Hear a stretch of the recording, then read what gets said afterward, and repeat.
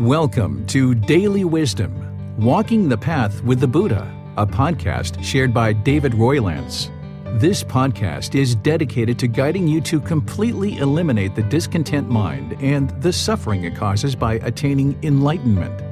Learn and practice the teachings of Gotama Buddha that will guide you to fully attain a peaceful, calm, serene, and content mind with joy. To support this podcast, visit patreon.com/support Buddha or visit buddhadailywisdom.com, where you will discover a full range of courses, retreats, and online learning resources to assist you on the path to enlightenment. Now, here's our teacher to share more.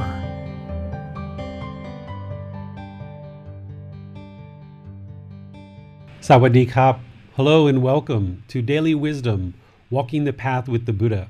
Today we're going to be discussing mental health, a modern day delusion. This is chapter 22 in the book, Developing a Life Practice, the Path That Leads to Nibbana. We're going to be discussing this area of modern mental health and helping you to understand how many of the things that we experience in that we're seeing mental health professionals for, there's actually solutions for in the Buddhist teachings in this path to enlightenment. In fact, there is a real need in some cases for mental health professionals, and having those treatments available can be helpful for some people. But in terms of what is a real lasting permanent solution, that's where the Buddhist teachings come in.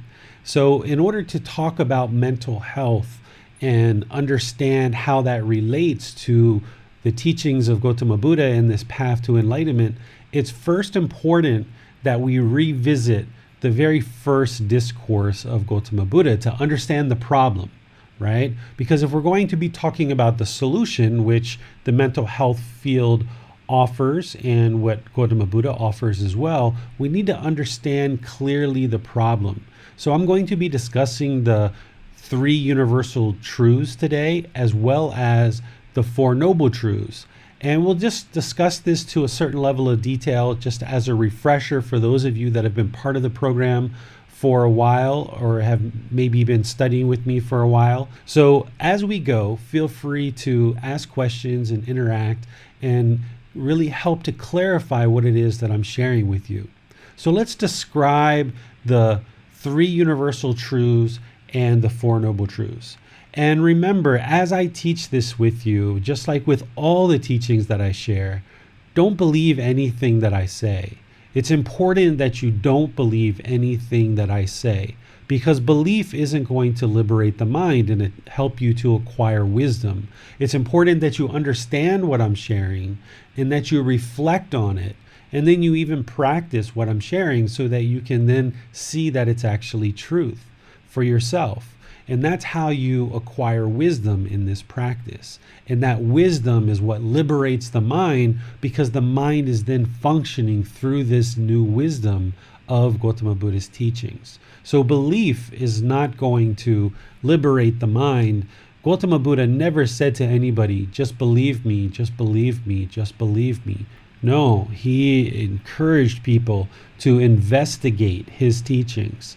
So learning and reflecting, applying them in practice, and really investigating through questions, through understanding, through getting clarification after you've thought about the teachings for a few days or a few weeks, ensuring that you really sit with the material and that you understand it and apply it in daily life so that you see that it actually is 100% true and based on the wisdom of Gotama Buddha. So the first of the three universal truths is impermanence. What impermanence is essentially describing that everything is not fixed, or there isn't a permanent fixed state of things like your hair or your body or your relationships or your clothes or your job or your income. All of these things are constantly changing. There's nothing in this material world that is permanent. The only thing that's permanent is actually Nibbana, or enlightenment, this mental state that once you attain it, This peaceful, calm, serene, and content mind with joy, once you attain it, you will actually be able to maintain that permanently. But all other feelings are impermanent. It's conditioned feelings, right? The sadness, the happiness, the elation, the boredom, the loneliness, the fear, the guilt, the frustration, the anger. All of these feelings are impermanent. And we're going to get to why that is when we talk about the problem with the human mind. But first, it's important that you look at this first universal truth and you understand impermanence, because we're going to build the wisdom here, build your knowledge to build up to understanding the problem. So if you would like to investigate the Buddha's teachings, one of the best ways to do that is try to disprove the Buddha. Because if the Buddha is saying and teaching impermanence, and you can find something that's permanent, then you've essentially disproved the Buddha. So ask yourself, is your hair permanent? Does it stay the same length, the same color, and the same texture always? No. What about your physical body? Has that stayed the same since you were born? Nope, constantly changing. What about your relationships? Do you have the same people in your life from the beginning of your life all the way through? Nope, people come and go. What about your life itself? Is your life permanent? No, it's not permanent. You're going to die, and you have died several times in previous lives. So your life is not permanent either. This life that we're now living, it's not permanent. And things like our clothes, they're not permanent. We wear different clothes. We need to buy new clothes because they wear out, because they are impermanent. Our jobs are impermanent. They change, they have different jobs all the time. We're not just keeping just one job. Our boyfriends, girlfriends, partners, our children, all these different relationships are all impermanent, okay? There's no steady fixed state of these material possessions, these relationships, and things like this. So this is the first universal truth, impermanence, that everything's impermanent except for this mental state of enlightenment or nibbana. The second universal truth is discontentedness. The Buddha used the word dukkha.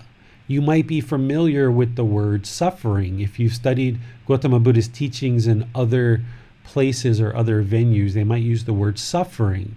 But I don't use this word suffering in the way that others do, because the word dukkha that Gotama Buddha used in Pali language and written down in Pali, he described it as three different feelings. He described dukkha as painful feelings, pleasant feelings, and feelings that are neither painful nor pleasant. Essentially, the painful feelings are things like sadness, anger, frustration, irritation, annoyance, guilt, shame, fear. All of these things are painful, right? Then the pleasant feelings are things like happiness, excitement, elation, right? Those are pleasant feelings that people oftentimes long for, right? These happiness, excitement, elation. And then we have these feelings that are neither painful nor pleasant. And for me, I would put in there boredom, loneliness, shyness, right? Kind of like uncomfortable. Shyness, it isn't painful, it's not pleasant, it's neither painful nor pleasant. These are a discontent mind. When the mind is sad, it's discontent. When it's angry, it's discontent. When it's frustrated, it's discontent. When it's annoyed, it's discontent. When it has guilt, it's discontent. When it has fear, it's discontent.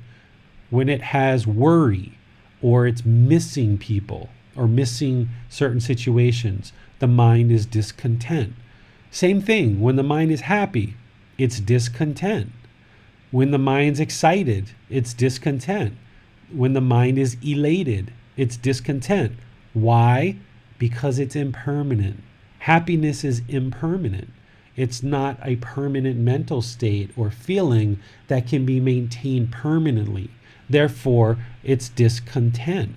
right? Have you ever been like super happy or super excited and then afterwards kind of crash and become very sad? Or have you been very happy or very excited and then, tripped or twisted your ankle or fallen down or cut yourself by accident? This is because the mind is discontent. And that's why it's a feeling that is described as discontentedness. And same thing with when you're bored or you're lonely or you're shy. These are all discontent feelings. Or you're experiencing jealousy or resentment. These are all discontent feelings that the Buddha described as dukkha. Okay? Now, some people will describe this as suffering, but I don't describe it as suffering because suffering only describes the first feeling, which is painful feelings. When I was happy or excited or elated, I would never say that I was suffering. Or if I was shy, I wouldn't say that I was suffering when I was shy. So that's why I use the word discontent, discontented, or discontentedness. Because the more clearly we understand what the Buddha was actually teaching, the more likely you will be to eliminate these feelings, because that's the whole goal of this path to enlightenment, is to eliminate dukkha, or eliminate suffering, some people say, or eliminate discontentedness. We need to eliminate these discontent feelings. So when the mind goes into sadness or anger or frustration, we need to learn how to bring that to the middle and not allow the mind to dwell there. And then if the mind goes to happiness, excitement, elation, you need to learn how to bring that back to the middle. And the better and better you get at that, the more skilled you get at training the mind and controlling the mind, you will be able to maintain this middle way where you might still laugh and joke, but you bring it right back to the middle, right? And this is a enlightened mind that can stay and maintain and reside in the middle. Now notice I mentioned happiness as discontentedness, essentially an undesirable feeling, right? Well, many of us have been taught throughout our life that we should seek happiness. I just want to be happy. I just want to be happy. Everybody's kind of pursuing, or a lot of people are pursuing this happiness and excitement and elation, and that's kind of desirable for some people. But because those feelings are temporary, they're impermanent, the mind is then going to cycle over to anger, sadness, loneliness, boredom, or worse. So if we allow the mind to dwell in this happiness and excitement and elation, then we're essentially asking for it to then be sad at some point, and the mind will kind of cycle between these. So someone who's on this path, they will recognize kind of the danger in allowing the mind to dwell in the happiness, so you'll get really well trained at bringing the mind back to the middle. So the goal isn't to seek happiness in life or seek this excitement, these pleasant feelings, because essentially by pleasure seeking, we're then longing with this mental longing and strong eagerness for pleasure, and we're trying to maintain in the mind this pleasure all the time. And because we can't, and that's gone, that's impermanent, the mind then cycles to sadness, anger, or frustration. So we shouldn't have this pleasure-seeking mind. We need to learn to bring the mind to the middle and maintain it there. So the goal isn't to attain happiness. The goal is to attain a peaceful, calm, serene, and content mind with joy. This can be permanent, and we'll explain why here in a bit. Okay, so discontentedness is the second universal truth, helping you understand that the unenlightened mind is going to experience discontentedness. It's going to experience painful feelings, pleasant feelings, and feelings that are neither painful nor pleasant. It's going to experience anger, sadness, frustration, irritation, annoyance, guilt, shame, fears, happiness, excitement, elation, loneliness, boredom, shyness, resentment, jealousy. the unenlightened mind is going to experience these feelings. But later, we're going to talk about how to solve them, okay? The third universal truth is about non-self.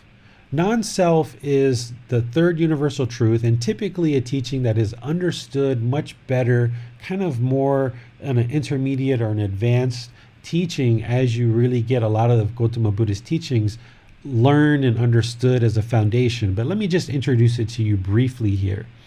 Non-self is essentially the Buddha teaching that there is no self. There is no permanent, everlasting self. But the mind has one in the mind. We have one in the mind in the unenlightened state. There is this concept of a self. And because of this concept of a self and this thought that this self never changes, we tend to build self-image, self-identity, ego around this self, and then we protect it. If somebody says something that's displeasing to an unenlightened being, then that unenlightened being is going to get angry and hostile or frustrated or irritated, right? Because it's protecting this self, right? And we carry this concept of a self in the mind because in our animal existences, we can't let go of the self. A deer has to be on the lookout and protect itself. It can't get rid of its fear. A lion, if somebody comes into its territory and threatens its tribe in its territory, it won't survive because it won't have the food and resources that it needs to sustain its life. So in animal existences, there needs to be a self in order to sustain life. But we carry that with us into the human world, and we start to protect the self, much like an animal, becoming angry and hostile, and it causes problems for us in our relationships. So the teaching of non-self is bringing to the mind the understanding that there is no self, and then you have to work on eradicating the self that exists in the mind as part of attaining even the first stage of enlightenment. And then by the time you get to the fourth stage of enlightenment, you need to not only have eradicated the self, but also eliminated any arrogance or ego or judgment or conceit. Okay? So you know that the teaching of non-self is truth even without really diving into it real deep, by just kind of investigating the teaching a bit on your own. Because if you think about how you viewed yourself when you were a child or a teenager or early adulthood, you had a certain image in your mind of who you thought you were. And if you talk to the people around you, they would describe you in a certain way, right? But as you've aged, how you look at yourself and your self-image has changed, right? So there's no permanent self, because this concept of a self, this image of a self that you're holding in the mind, it keeps changing. And even today, if I asked you, describe yourself to me, you would describe yourself in a certain way.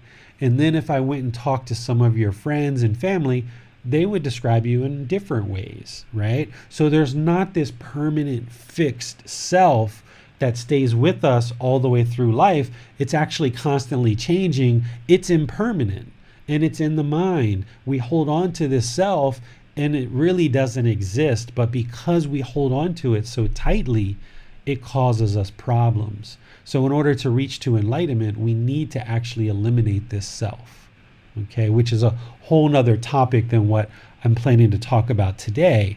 But let me just pause here and see if you have any questions on the three universal truths of impermanence, discontentedness, and non-self. As for questions, we don't appear to have any questions at this time. Okay, so I will keep going in discussing the Four Noble Truths. Okay, so the three universal truths are a foundational teaching that helps you to understand the Four Noble Truths. And we call these truths because of what I shared earlier, is that Gotama Buddha's teachings aren't based on belief. These are truths that Gotama Buddha awakened to as part of his journey to enlightenment. And in order for you to awaken, you can't believe what I'm sharing with you here, you need to investigate these teachings and see that they're true for yourself. And then you will have the wisdom, right? In Gotama Buddha's teachings and Buddhist practices, there's not any followers. There's not any devotees, right? There's practitioners, right? People who are actively learning through an independent journey, but actively learning with the guidance of teachers. And then with this guidance, you need to actively investigate and interrogate these teachings so that you can see the wisdom in them. And then once you gain that wisdom, you start applying them in life and you start functioning very differently in the world than you were prior to learning these teachings. And you can see the mind, the condition of the mind improving the more that you gain this wisdom and start functioning through this new wisdom. That anger, frustration goes down to irritation, to annoyance, to a dislike, and you just slowly extinguish these unwholesome feelings and emotions. You slowly extinguish this discontentedness of the mind. Okay? So the three universal truths provide some foundation in which to now understand the Four Noble Truths. The Four Noble Truths. The first one, the way that I describe it, is all unenlightened beings will experience discontentedness. Right? So we described what discontentedness is earlier. Painful feeling, pleasant feelings, and feelings that are neither painful nor pleasant. So if you experience sadness, anger, frustration, irritation, annoyance, guilt, shame, fears, all of these things, right? Maybe jealousy, resentment, you're unenlightened. You know that. If you experience happiness and excitement and elation, you know that you're not yet enlightened. If you experience boredom or loneliness or shyness, then you know that you're not yet enlightened. Okay, if you're unenlightened, big deal. There's lots of unenlightened people in the world. The goal is to learn and practice these teachings so that you can attain enlightenment. Okay? But the way that I describe the Four Noble Truths, the very first Noble Truth is helping you to understand that you're not yet enlightened, right? Because that's a big question that people are interested in, is how do you know if you're enlightened or not? Well, one of the ways you know that you're not enlightened is if you experience these discontent feelings. Okay, so that's the first Noble Truth. All unenlightened beings will experience discontentedness of mind. The second Noble Truth is that we cause our own discontentedness because the mind craves for permanence when everything is impermanent. Okay, now we're going to describe that a couple of times and give some examples. The second Noble Truth is that we cause our own discontentedness. We cause the anger, frustration, irritation, guilt, shame, boredom, loneliness, shyness, happiness, excitement, elation. We cause it because the mind has craving or desire or attachment. What craving, desire, attachment is, it's this grasping, this holding. The mind is holding on. It has this mental longing with a strong eagerness. That's what craving, desire, attachment is. The mind longs for something with a strong eagerness, something that it doesn't have. It wants it so bad. And typically what the mind wants is this permanence, but everything's impermanent, right? So let me give you some examples. If you have a boyfriend and a girlfriend, if you're together with a partner, you guys might be together. When you first get together, everything is wonderful, right? You go to the park, you go have a coffee, you go to the movies, you come home, you relax a little bit. The relationship could not be more perfect because at this point, nobody really wants anything from each other, right? You're just interested to get to know each other, just hanging out. And that's why it's so wonderful. There's no discontentedness in the relationship because there is no mental longing with a strong eagerness. There's no craving, desire, attachment at that point, typically at the beginning of a relationship. But then as time goes on, the relationship changes. It gets more serious. We start having expectations for each other. We start having obligations. We start wanting things from each other. And then when those wants, those expectations, those obligations, i.e. craving, desire, attachments, don't get fulfilled, then the mind becomes discontent. The mind becomes angered or frustrated or irritated. And now all of a sudden, this relationship that was wonderful for the first couple of weeks or first couple of months or whatever it was, now all of a sudden it becomes discontent. It becomes difficult. There becomes tension in the relationship. And that's because you've caused it yourself because of this longing with a strong eagerness. And then if the relationship finishes and it's over, even if it's a conscious choice that you finish the relationship, then the mind might have boredom, loneliness, sadness, anger. Well, for some people, it might have happiness, excitement, elation, right? Because the relationship's over. There's some condition that has happened that the mind then becomes discontent, right? The condition is this relationship has been eliminated.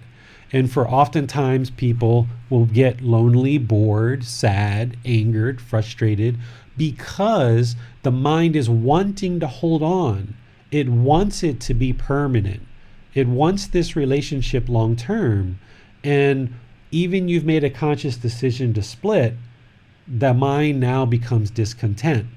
It wasn't because the person left. It wasn't because they said something bad to you. It wasn't because they just took another job and moved to the other part of the world.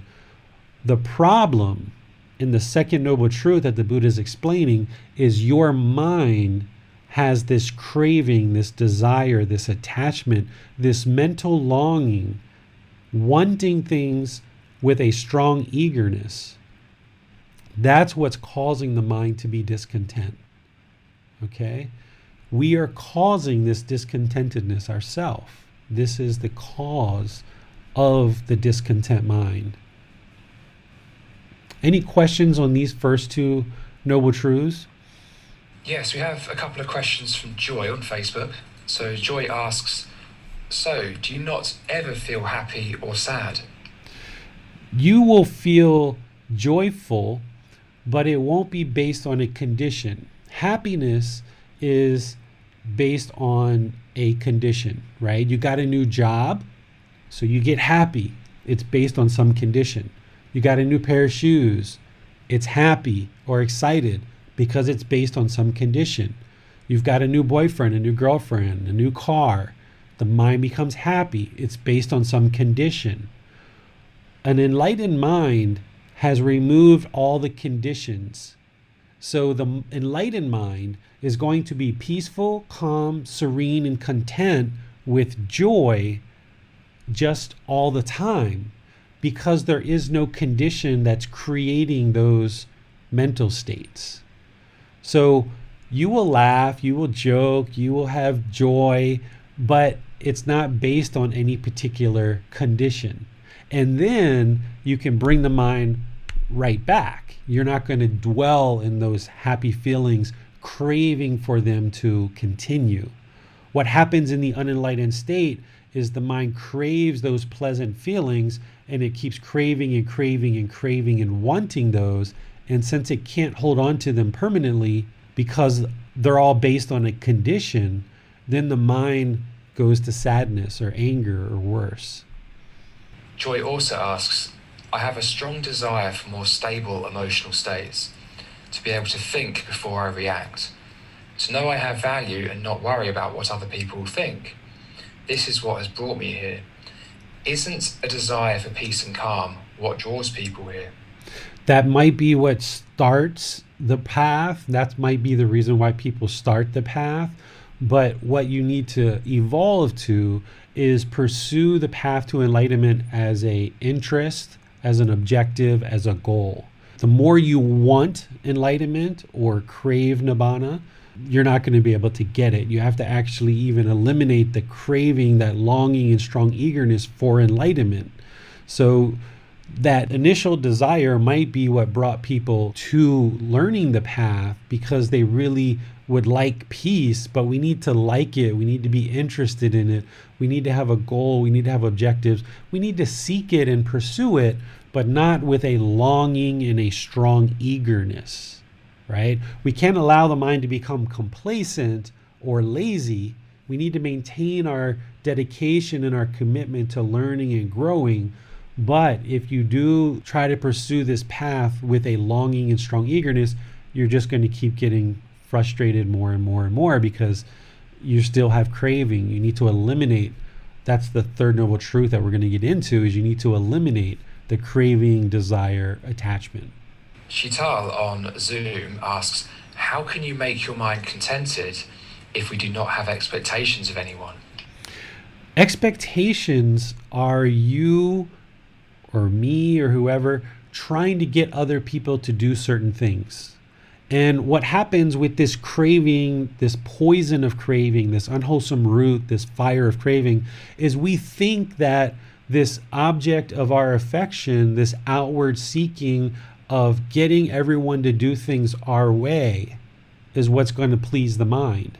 We think that's what's going to create the peacefulness and the contentedness.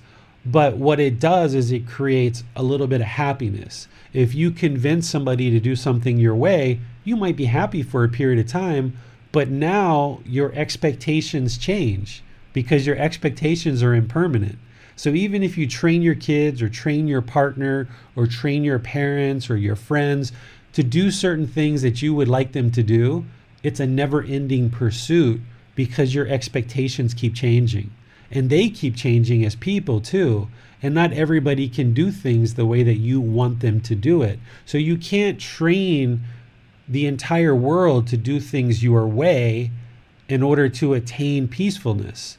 What you're doing is you're seeking happiness, which is based on the condition of everybody doing things your way.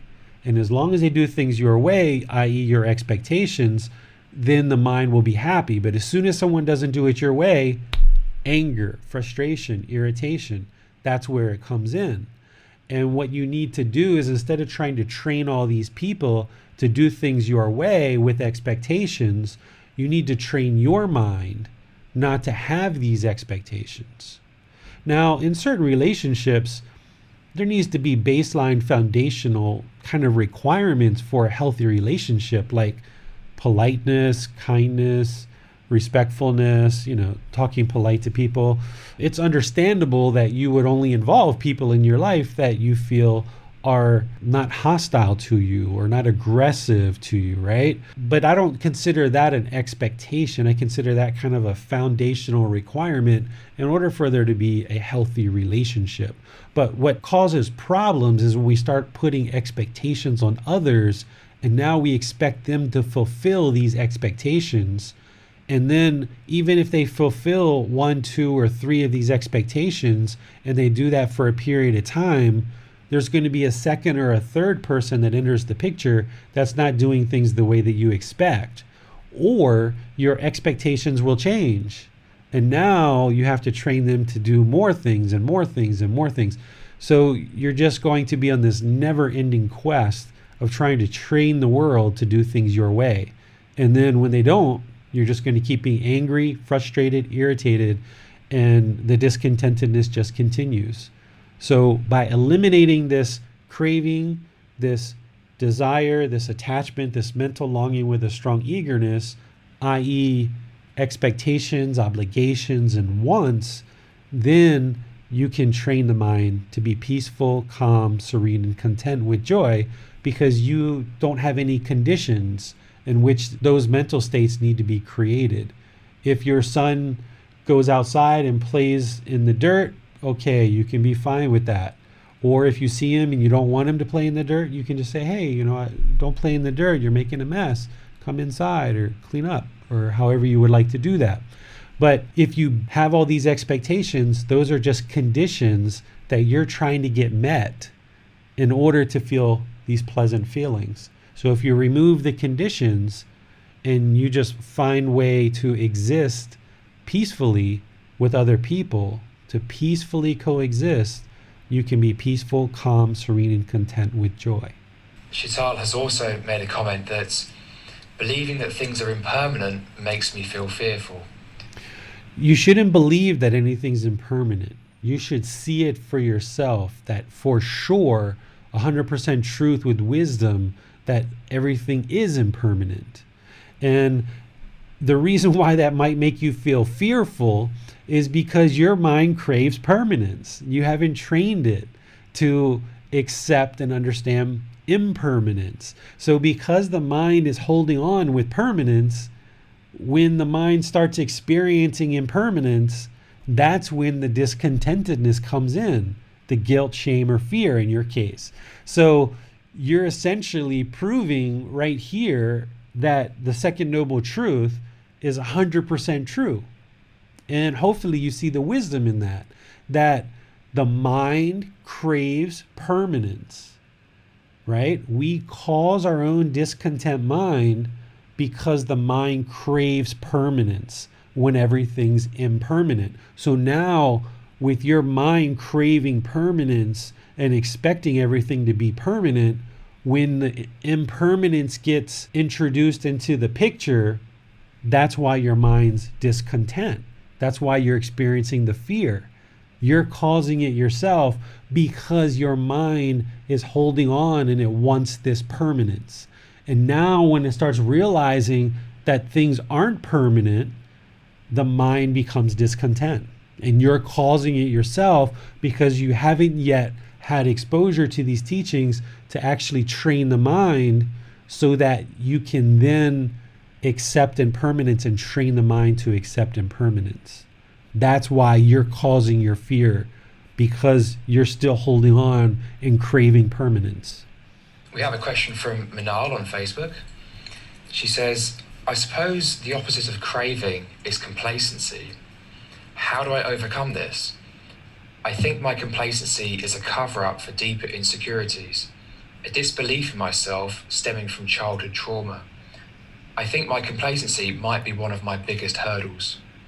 Yes, complacency is one of the big hurdles for everybody, and it needs to be eradicated in order to pursue this path. So what you're talking about, like you said, is kind of two opposite ends of the spectrum. You've got craving on one side, this longing, this strong eagerness to pursue, and then you've got complacency on the other side. And what did the Buddha teach? The Buddha taught to be in the middle, because it's only when the mind's in the middle that it's going to perform optimally. So what the Buddha said, whenever the mind is sluggish, okay, we're going to talk about the 7 factors of enlightenment. Whenever the mind is sluggish, you practice the enlightenment factors of energy, joy, and investigation. Okay, so when the mind's sluggish, you practice energy, having energy, and move it forward. Get up, go do things, right? Joy, having joy, and investigation, investigating the teachings. He taught people to investigate the teachings, learn them, apply them. You have to lift up your boots, put on your pants, and you have to practice these 7 factors of enlightenment. Here, when the mind's sluggish, energy, joy, and investigation. And then when the mind is excited, you need to practice the enlightenment factors of tranquility, concentration, and equanimity.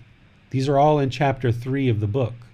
And the 7th factor is mindfulness. Mindfulness is awareness of mind. The Buddha said you need to practice that all the time. Essentially 24 hours a day, 7 days a week, practicing awareness of mind. So if you look in chapter 3, it will give you the 7 factors of enlightenment so that when your mind's feeling sluggish, you know what to do to kind of pick it up. Or if the mind's feeling too excited, you know what to do to bring it to the middle. And that's why he's provided these teachings, because he knows the mind dwells on either side in the unenlightened state, and it helps you to bring the mind to the middle. That's really helpful, David, because also the antidote to complacency is not craving. No, right, it's not. And likewise, I suppose that complacency can come about as a result of craving, because maybe we're craving, this pleasant, comfortable existence of sitting on the sofa rather than doing what we actually need to do. And so these enlightenment factors are things we need to cultivate, but never out of craving, right? Have I understood that correctly? Yes, 100%. And if, the middle is here in the middle, right? And this is like the high, pleasant feelings, excited feelings above that. And then below that is the sluggish, complacent, painful feelings, right? Well, what typically happens is the unenlightened mind goes whoom, whoom, whoom, whoom, whoom, whoom, whoom, whoom, whoom, whoom, whoom, and now it gets to the middle, right? For enlightenment. That's the whole symbol that we're going to talk about next week. The symbol that shows enlightenment, it basically shows this narrowing in on the middle, right?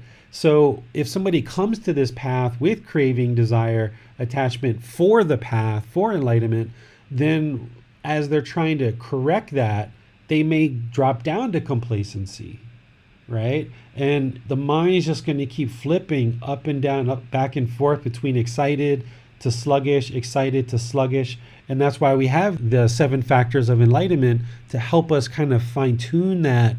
This is like when you're tuning the guitar and you're just turning those little tuning dials ever so slightly more and more as you get closer and closer to the actual pitch that you're looking for in the string of the guitar. So it's normal to have complacency in the unenlightened mind, but you got to pick up your boots and bring that further. It's normal to have craving, desire, attachment, but you got to bring that down and temper it, right? That's why the fire, right? The 3 fires is kind of like extinguishing this fire, but you have to maintain this middle way in order to perform optimally, for the mind to perform optimally. Thanks, David. That's really helpful. We have no more questions at this time. Okay, so moving into the 3rd noble truth. So the first noble truth is all unenlightened beings will experience discontentedness of mind, all those 3 feelings, painful, pleasant, neither painful nor pleasant, and all the feelings associated with those.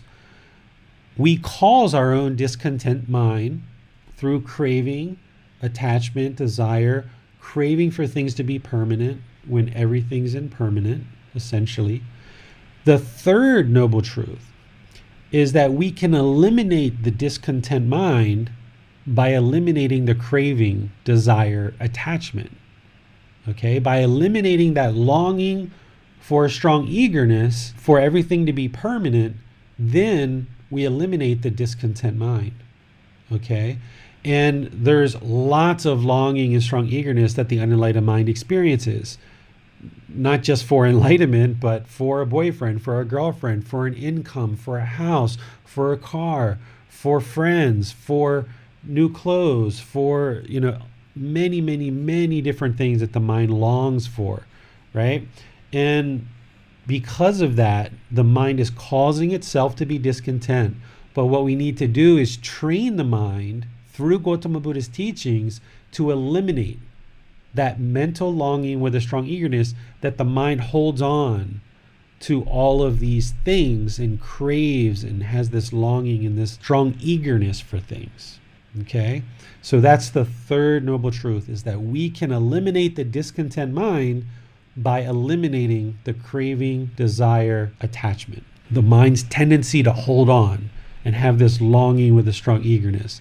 And then, of course, the 4th noble truth is the way leading to the complete elimination of the discontent mind is the Eightfold Path. Okay, so what the Buddha describes here in the 4 Noble Truths is we're describing what is the problem. Well, the problem is the discontent mind and people are unenlightened. That's the problem. What's the cause of the problem? The cause is we cause it ourselves because of craving, desire, attachment, this mental longing with a strong eagerness for permanence when everything's impermanent. What's the solution? Eliminating the craving, desire, attachment for permanence, eliminating the mind's tendency to have this longing with a strong eagerness for permanence and holding on to things. That's the solution. And then the 4th noble truth is What is the complete solution? Well, the complete solution is learning and practicing the Eightfold Path. Okay, so he gives us the problem, the cause of the problem, the solution to the problem, and then the complete solution to the entire problem with the human mind in 4 simple statements. Okay? This is what's wrong with the human mind. Craving, the number one primary problem. There's other problems too. The craving, anger, and ignorance or unknowing of true reality, the self, the ego, the 10 fetters. These are all problems, right? These are all problems with the mind that causes challenges in the mind. But the primary problem is this craving, this desire, this attachment. So now that you understand the problem, now we can talk about mental health. Okay? The mind is not the brain. The brain is the physical structures in the body, in the skeleton. That's the brain. The mind is separate from the brain. So the brain is not the mind, and the mind is not the brain. The mind is separate. It's intangible. It can't be physically touched. Some people will point here when they talk about the mind. A lot of Thai people will touch the heart. People in other cultures say the mind's kind of outside the body. In my view, the mind isn't physical, so there really is no way to distinguish where it actually is. And in reality, it doesn't really matter where it is because we have to train it. It doesn't matter where it is. We have to train it either way, right? So it doesn't matter where this mind is. But what's happening in the mental health field is in some situations, people will feel sad or lonely or have fears or have other discontentedness. And they will end up visiting a medical professional in order to seek medicines that are going to somehow fix this problem. Typically, what's taught to people in that field is that there's a defect in the brain, that the brain isn't producing the right chemicals, and therefore we need to introduce this medicine, these chemicals, in order to fix the chemicals of the brain, and that's what's going to solve the sadness. But we know sadness is caused by our own longing and our strong eagerness. We know that the mind and the brain are separate. So introducing a chemical to adjust the brain chemistry, while that might be needed for certain situations, in certain situations, to get people over a certain hump, it's not a permanent solution, because the thing that's causing the sadness is the craving, the desire, the attachment, the mental longing with a strong eagerness. That's what's causing the sadness, or that's what's causing the boredom, or the loneliness, or the anxiety, or the guilt, or the fear. It's the craving, desire, attachment, and a medication isn't going to solve that. And if we're using chemicals in order to change brain chemistry, that's not fixing what's in the mind, what the mind is holding on to. So let me give you an example. Let's say I was sexually abused as a child, and I had very traumatic experience growing up and being sexually abused as a child. And now later in life, these memories start coming back because the mind holds on to this stuff, because it has this craving, desire, attachment, this longing, this grasping. It holds on to these memories, and now they start coming back and causing anger and frustration and irritation, maybe even fears and sadness, despair, depression, right? We call it depression.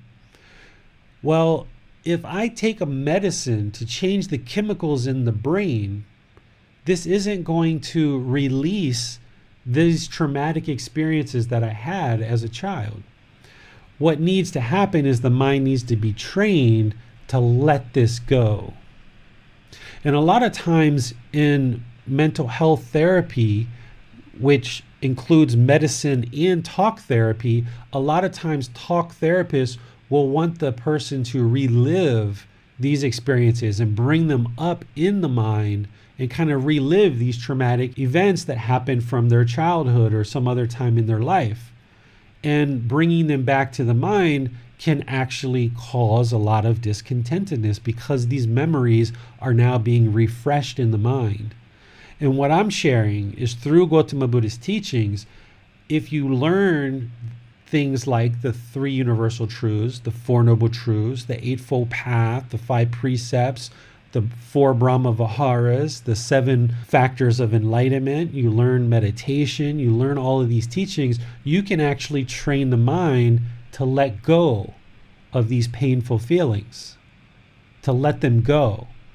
You still might have memories that they existed and those things happened to you. You will still remember them, but because the mind isn't holding on to it, it won't create the discontentedness. The mind can actually release this through training of the mind. Okay, let's take another example. Something like bipolar disorder. A lot of us are kind of familiar with that. If you're not, what bipolar disorder is bipolar disorder, people will tend to live in kind of this excited or what we call manic or mania, this real excited phase. And then for some people, they kind of crash down into depression and sadness, okay? We call this bipolar disorder. And what people are taught is that there's some chemical imbalance in the brain and you're going to have this for the rest of your life. And a lot of people are put on medication for the rest of their life for these conditions. But essentially what's happening is the mind is untrained.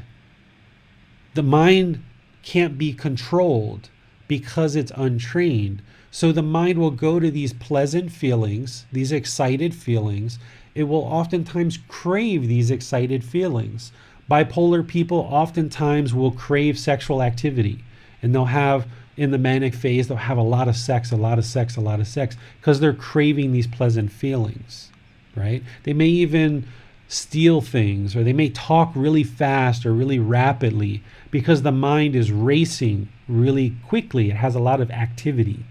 And then at some point after that racing and that mania, people will sometimes crash. Some people live in that mania all the time, but they will sometimes crash into sadness and despair and misery because they were chasing those pleasant feelings for so much, maybe spending a lot of money. They maybe have drug or alcohol addictions, sexual addictions, all kinds of cravings come up where it's craving those pleasant feelings. And then eventually that crashes. And for some people, they experience sadness and despair. Right? They go from these pleasant feelings to sad feelings. And for some bipolar people that are labeled as bipolar, they stay in the sadness, in the despair, right? And they kind of live there and maybe bubble up to mania in this excited phase at some point. But what's really happening here is not that a chemical imbalance is going on, it's causing this. There may be a chemical imbalance because the human body functions in a certain way, and there may be some chemical things that are happening there. But just taking medicine to try to balance those chemicals doesn't solve the problem, because the primary problem is not that the chemicals are imbalanced. The primary problem is craving, desire, attachment. The mind is longing with a strong eagerness for these pleasant feelings. It's longing for the sexual activity. It's longing for happiness. It's longing for excitement, for elation. It's longing, it may desire wealth. So sometimes people who are in these phases, they will maybe gamble a lot, right? So the mind has this craving, this desire, this attachment. It's longing with a strong eagerness. It doesn't matter what medication you take, it's not going to fix that. It's not going to fix that. In fact, sometimes people with bipolar become very angry, very aggressive, very frustrated, and they talk very aggressively and hostile. Well, no medication is going to fix that. That's training of the mind to learn right intention and right speech. And the problem here with the mental health industry, which is conditioning people's minds to think that they are mentally ill and there's a defect in the human brain, the problem is they're not practicing right view. The first step of the Eightfold Path is right view, which is the Four Noble Truths. Understanding that we are causing our own problem and we can actually eliminate it. So the problem that's being presented to people that have these pleasant feelings and these painful feelings is your brain's defective. You weren't born with a properly functioning brain. Therefore, we need to introduce this chemical in order to fix all of this. And it's not really going to be a permanent fix because you're going to have to take this medicine essentially for the rest of your life. And you're still going to experience all these symptoms, but nonetheless take this medication, right? So people are being led to believe that the problem is physical in nature and it's chemically based, rather than understanding craving, desire, and attachment, and understanding that you can eliminate craving, desire, attachment through training the mind and practicing this Eightfold Path. People are being led to believe that the anger and frustration that they're having is chemically based, when in reality it's just based on craving, desire, and attachment.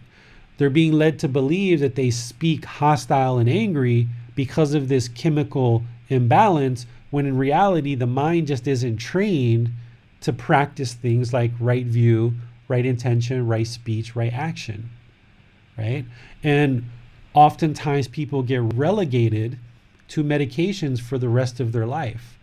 And I'm speaking about this from personal experience because for 24 years, I was in the mental health industry as a patient. I was taking medications, and I can tell you story after story of straitjackets and 5-point restraints and injections and countless doctor visits and therapy visits.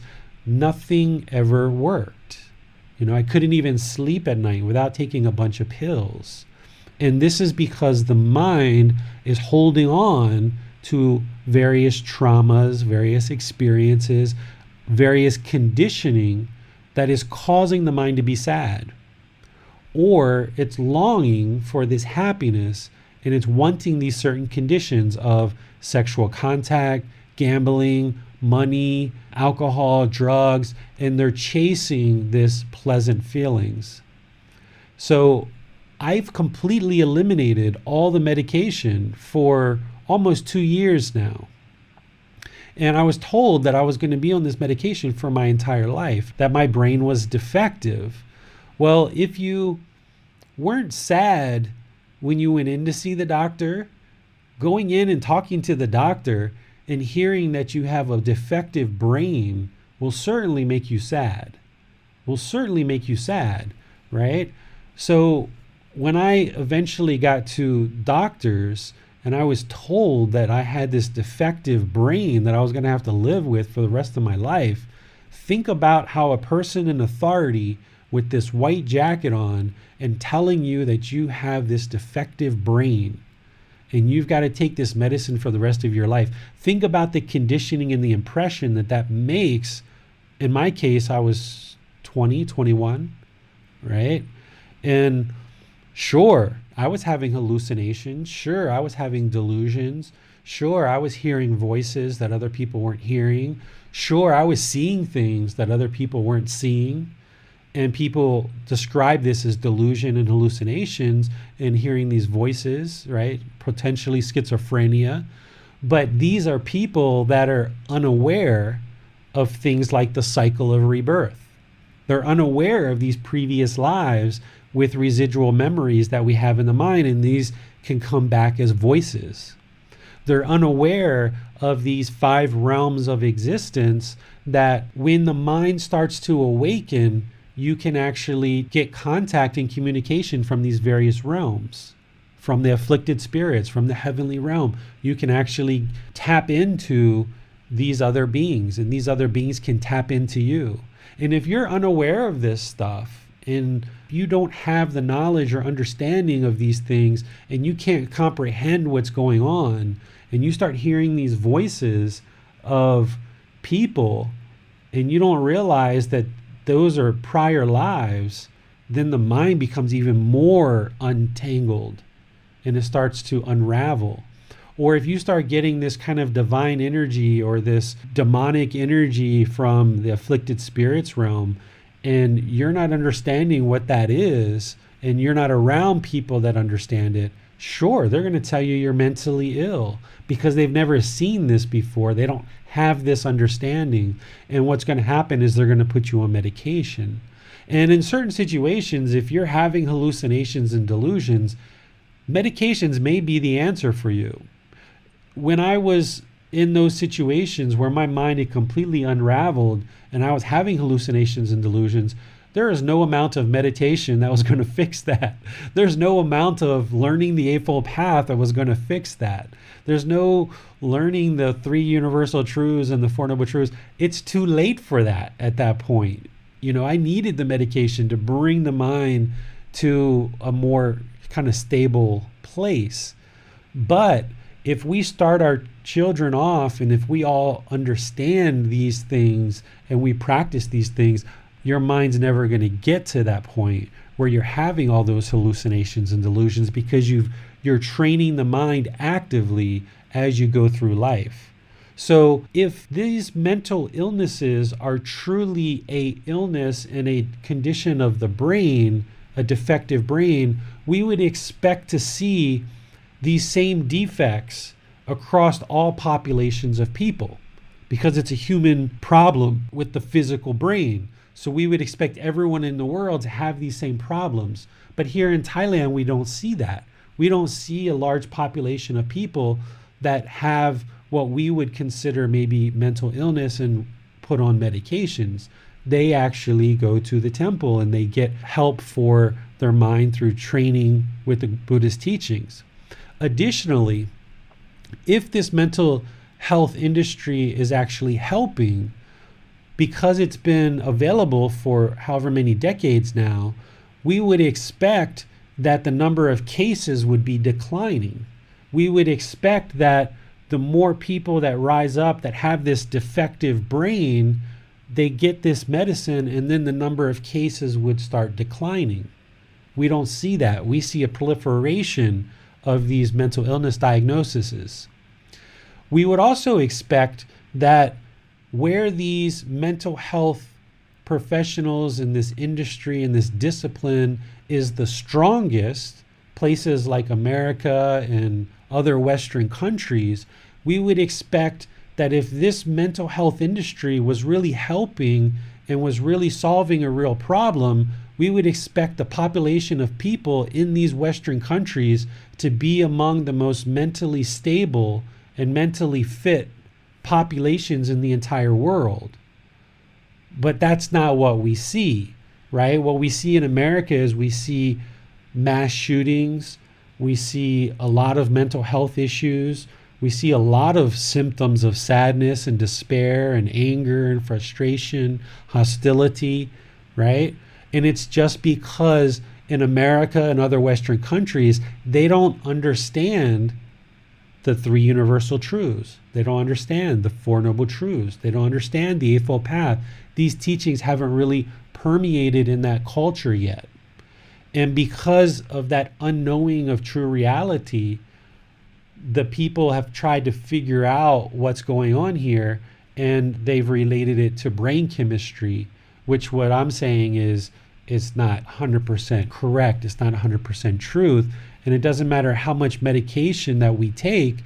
For me, I was just taking more and more and more and more and more medication because I was getting less and less and less and less results, right?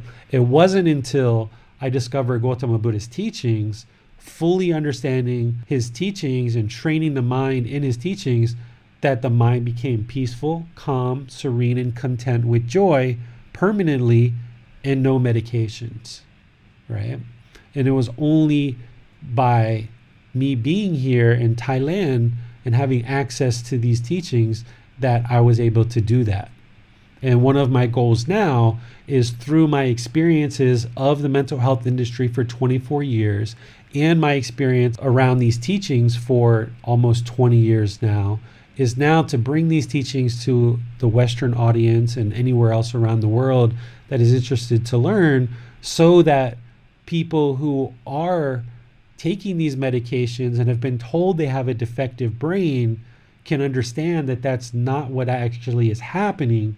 And through learning and practicing and training the mind with your support of your family and with the support of your doctors, you will most likely be able to slowly, gradually eliminate your medications, freeing yourself from a lifetime of expense, freeing yourself from a lifetime of side effects, and liberating the mind so that you can function with freedom and without having this medication that you're constantly needing to take. So let me pause here and see what questions we have from our group. So we have a question from Joy on Facebook. She asks, I am on several medications for several mental illnesses. What should I do? Do I practice this philosophy and eventually move away from them?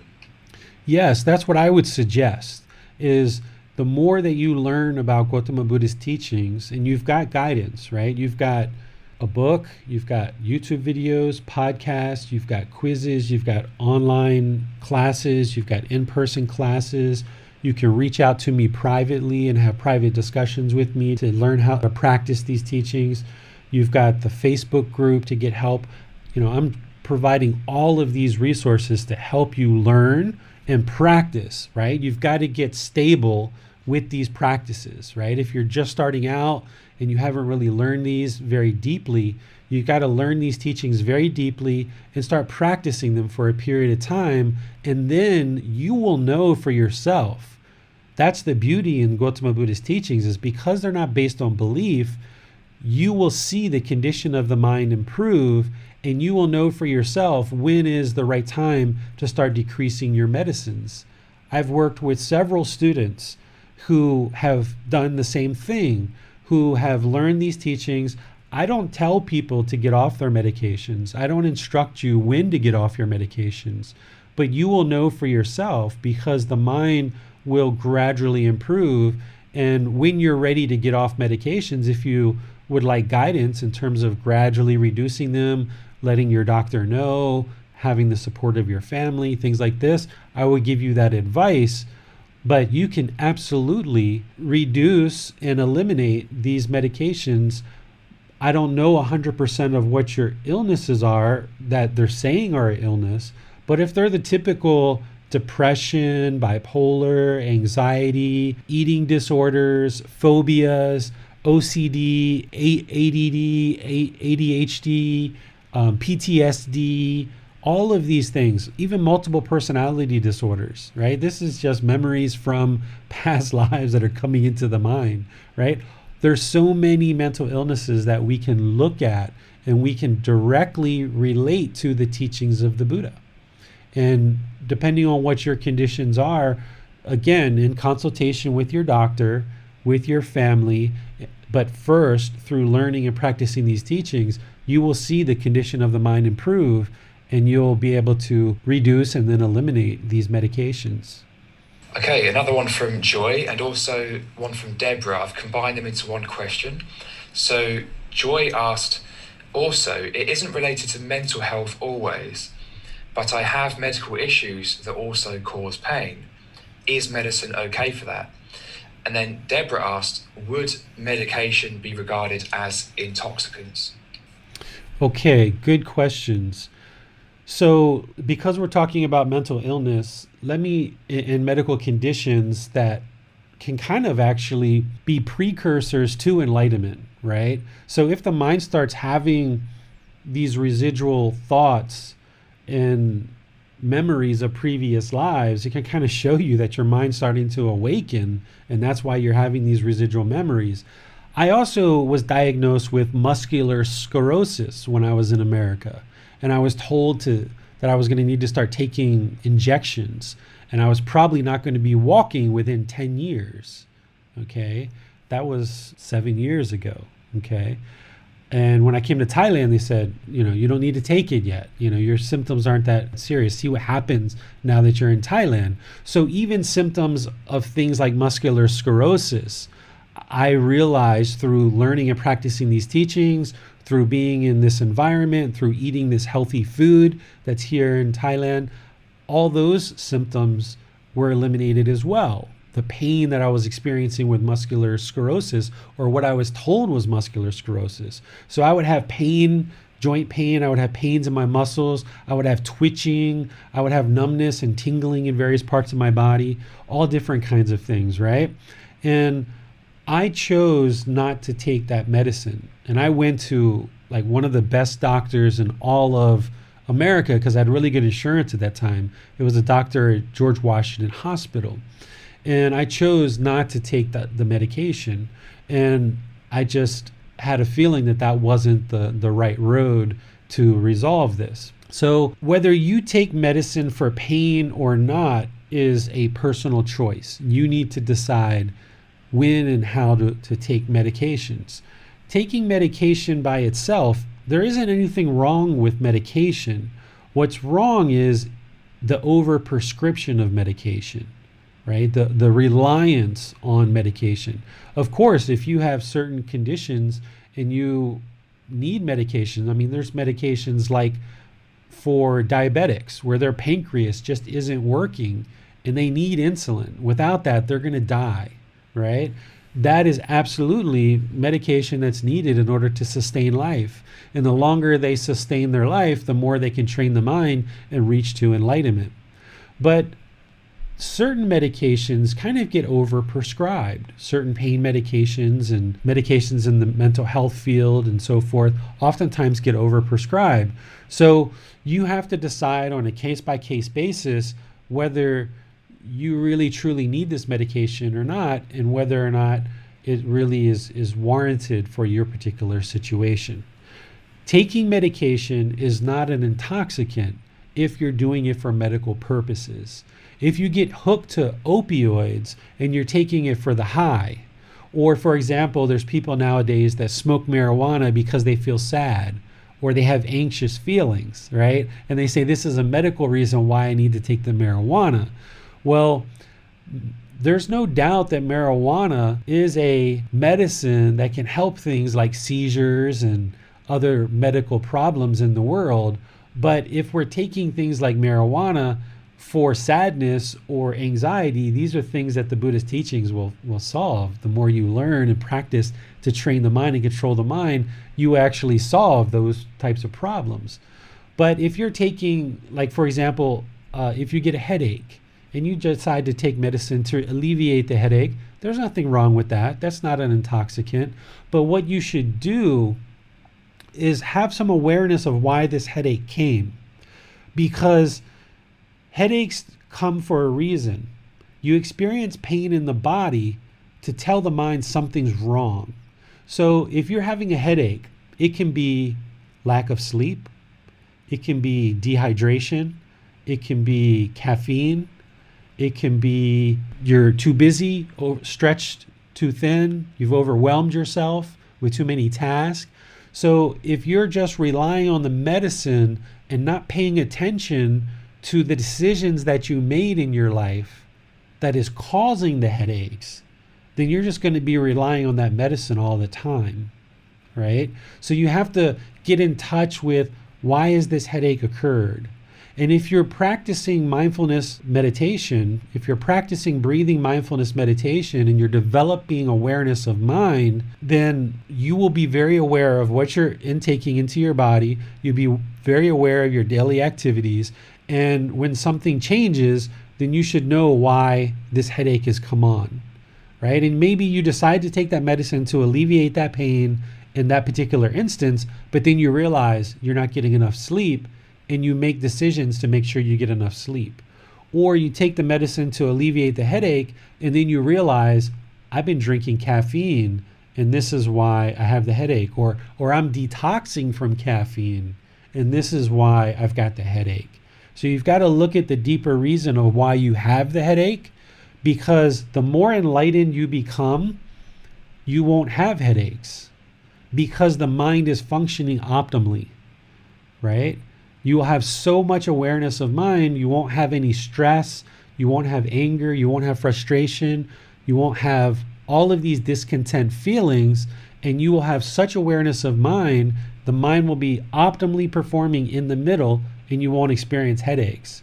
But if you just keep allowing things like a headache and keep taking the pain medication, then you're not making the decisions that is going to move the mind to performing optimally. Now, if you get in a car accident or a motorbike accident and you've got pain in the body from a physical injury and you take that medication, sure, that's going to alleviate the painful feelings in the mind and help you to repair and recover in that illness. That's not an intoxicant because you're taking it for a medical purpose. But if you get hooked to that, and then even when the medical issue is resolved, you continue to take it, now that's an intoxicant. So that's why, one of the reasons why it's important to have a teacher for guidance like this, because it's not as easy to navigate this path for us to just say something like marijuana is wrong, right? That's a black and white. That's not the way to really navigate this path, because marijuana can be used to help things like seizures. Same thing with pain medication. It's important to have guidance because somebody can't just say, no, don't ever take pain medication. And someone can't say, yes, take it in all situations. Because if you take it in all situations, then you're avoiding the reasons why you need the pain medication, and you've got to make better decisions so that you don't need the pain medication. And if you don't take the pain medication ever, then that can cause problems for you too. So that's where you've got to find this middle, and having guidance from a teacher to kind of navigate some of these things can be really helpful for you. There is no real black and white in terms of these types of decisions on this path. But I can certainly tell you that all of these mental illness conditions, or I shouldn't say all, I should say the common ones that I'm aware of, depression, bipolar, anxiety, stress, anorexia, bulimia, all of these different things, suicidal thoughts, things like this, these can all be remedied through Gotama Buddha's teachings for people who are learning and practicing these good, wholesome teachings to train the mind so that then you can control the mind. We have a question from Sri on Zoom. She asks, how can we overcome OCD and obsessive thoughts and restlessness? Also, I'm experiencing chronic pain and squeezing sensations in the head. I'm taking psychiatric medicine, but it is making me vomit and is not helping my mind. I got this pain after one situation where I did not get the seat in university which I wanted. I got more upset that I have a mental health problem, and the doctor told me to stop my studies. I can't see sadness in my father's face because he wants me to achieve a good education and job. I am unable to satisfy my father's hopes. No matter how much I try, I am unable to overcome this feeling. Okay, so the expectations that your dad has of you, you can't fulfill those. There's just no way. You have to be your own person. The expectations your dad has for you, those are his attachments. That's his craving, his desire, his attachments. And even if you start fulfilling some of those things, his expectations are going to change. So you have to recognize that you're on an independent journey. You can't allow other people's craving, desire, attachment to affect your decisions. You have to decide what's best for your life. Okay, that's the first one. And that could be part of the problem that's causing the symptoms that you're calling mental illness, or that the doctors are calling mental illness. If you've got a lot of pressure from expectations from the family and you're trying to live up to that, and that craving, that desire, that attachment, you're kind of inheriting that from your family and taking it on as a burden, and now you're trying to pursue it, that will cause the mind to be pretty sad when you realize you can't live up to their expectations. So the first thing you've got to do is recognize that that is their expectation. Your life is your life, and you've got to make your own decisions in your life. And that will help you to alleviate the stress that comes with that. It's going to take you time because obviously you're attached to your dad. You're attached to what he says and what he shares with you. You've got to work on eliminating that through these teachings with breathing, mindfulness, meditation, and all the other teachings that I share as part of this program. So you've got to put that to the side and work on that and training the mind to let go of dad and let go of his expectations. You can still love him. You can still care for him. You can still wish him well, have relationships, but you can't inherit his expectations. In terms of the things that you mentioned that you're currently taking medication for, it's really important that we don't call this OCD and some of the other ones. I can't remember what you actually said.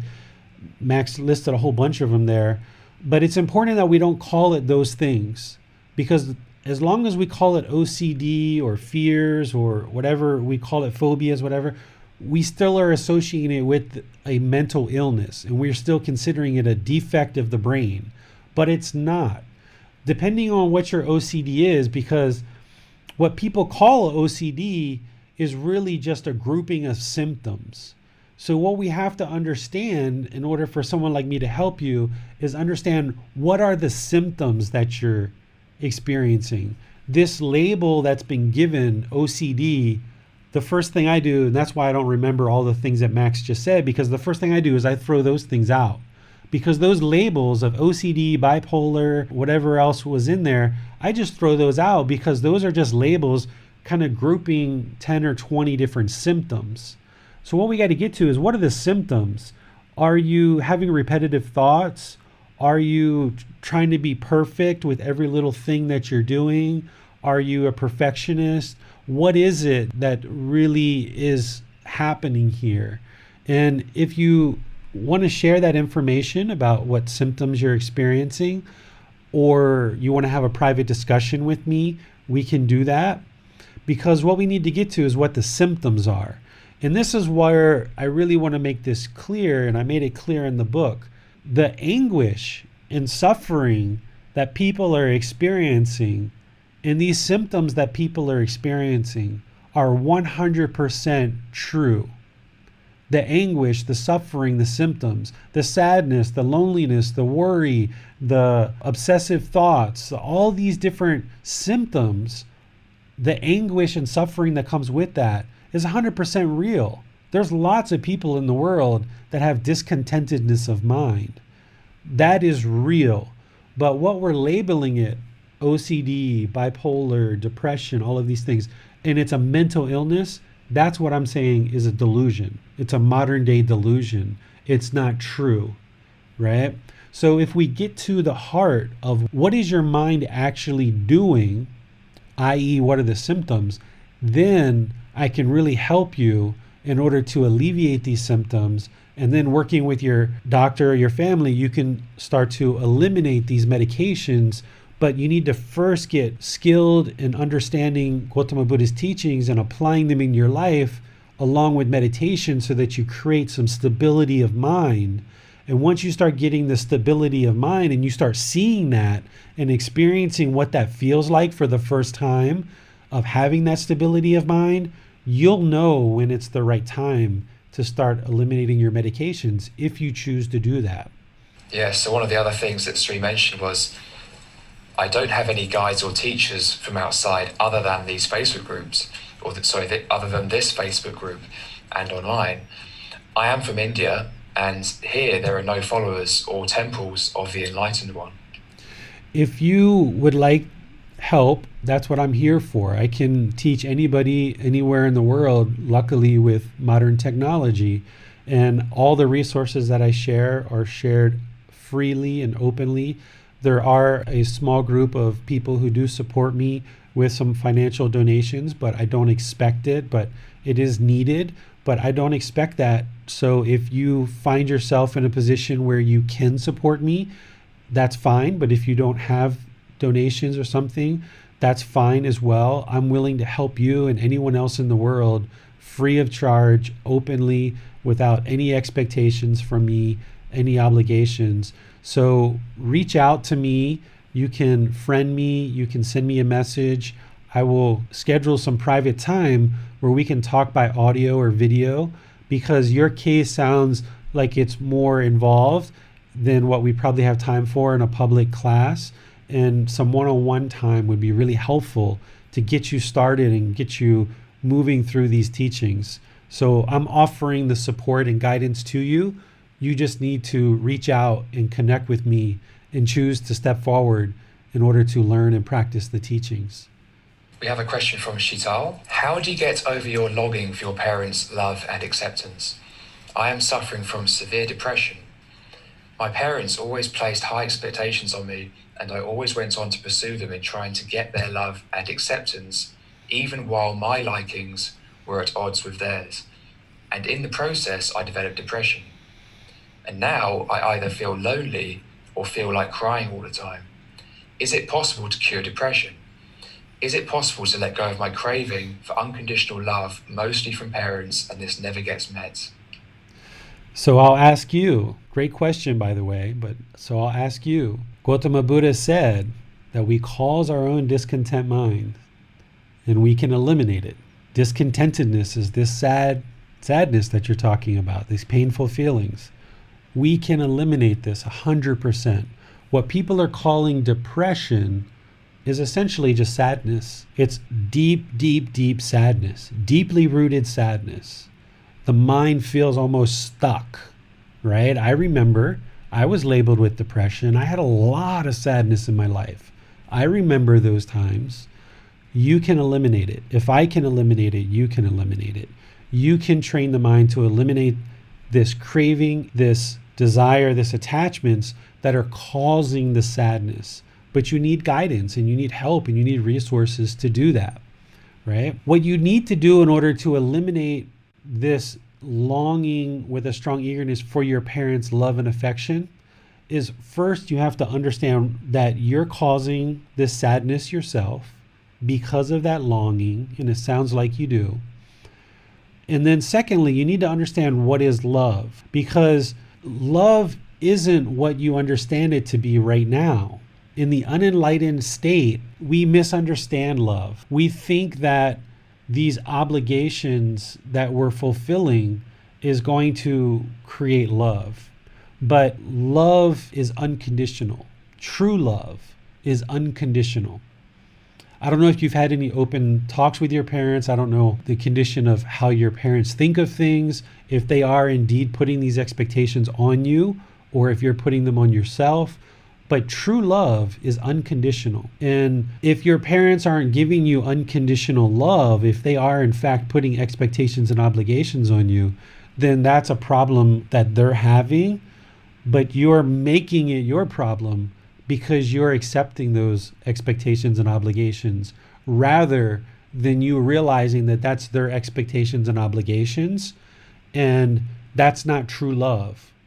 If somebody truly loves you, they have no expectations, no conditions on their love. What true love is I love you, therefore I would like to see you be well. That's true love. I love you, therefore I would like to see you be well. Whatever you enjoy, whatever you would like to do, you do that. I love you. My love comes without any conditions. No expectations, no obligations. I love you. I would like to see you be well. That's love.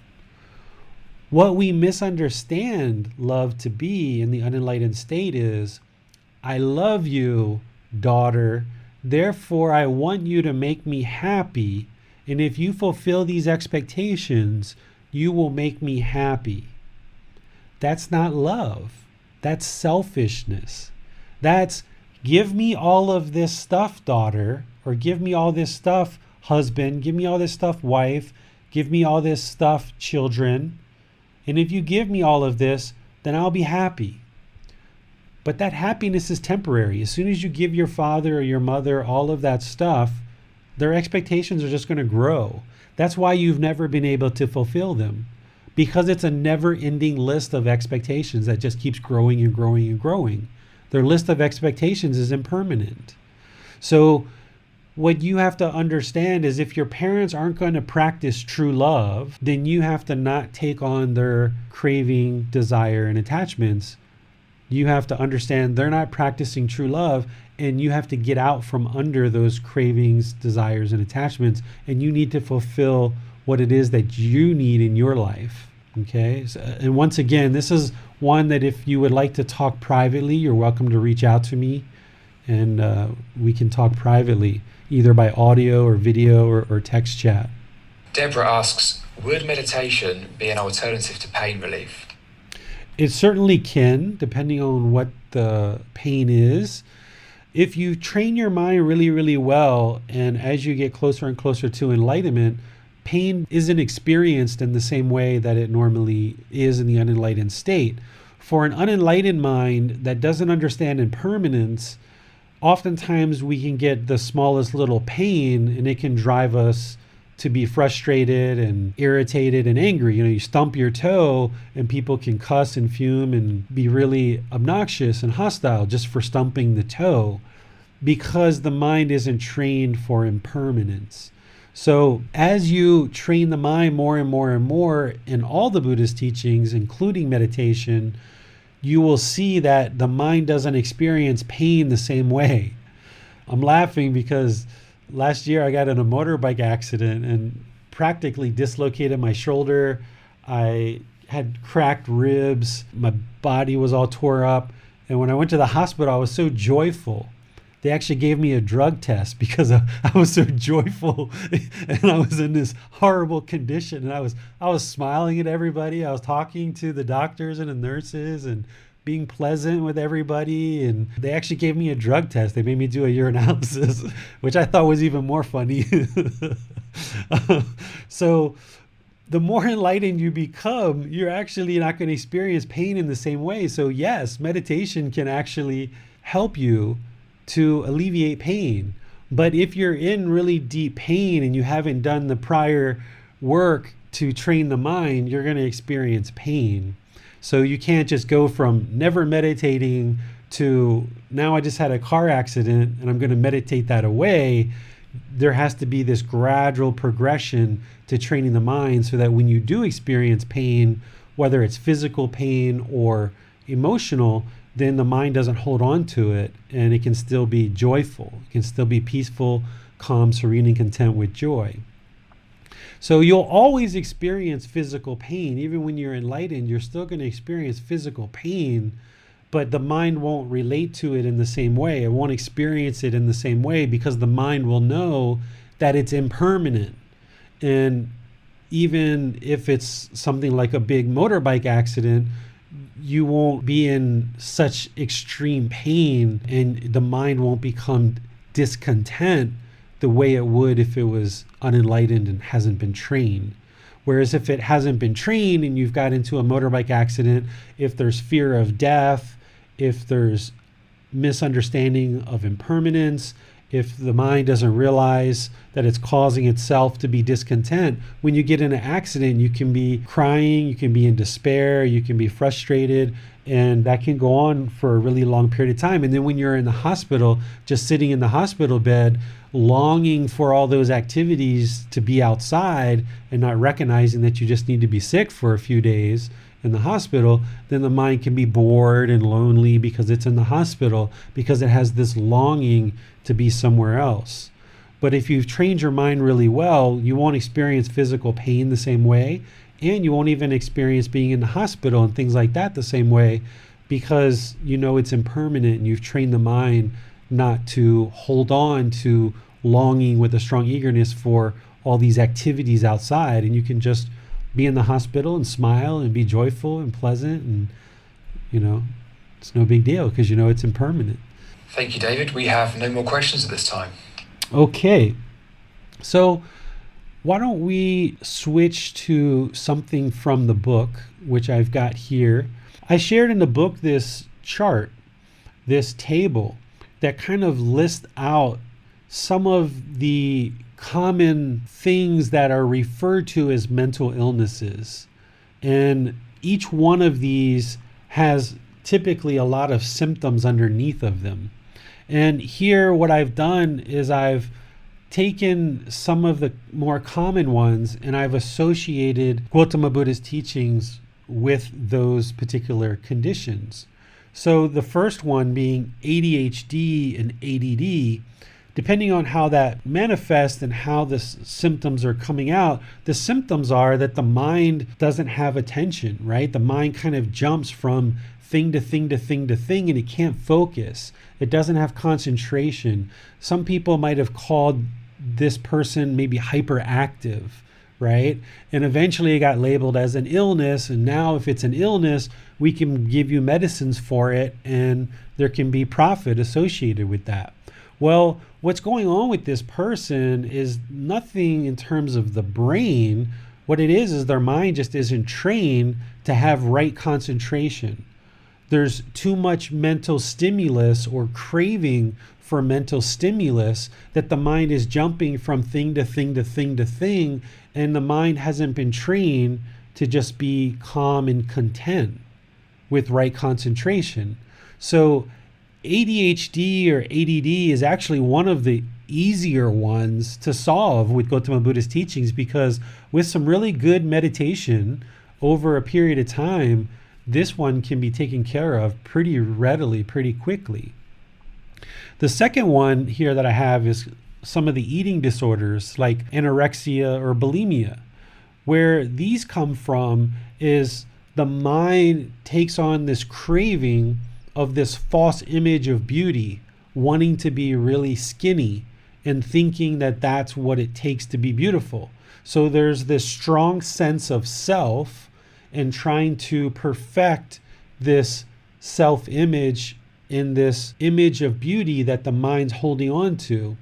And because of that craving to look a certain way that has been conditioned, oftentimes by magazines and images that are not actual real images anyway, they've been highly photoshopped. These images condition the mind of men and women to now resort to starving themselves or causing themselves to vomit or somehow having eating disorders where they think that they have to be super, super skinny.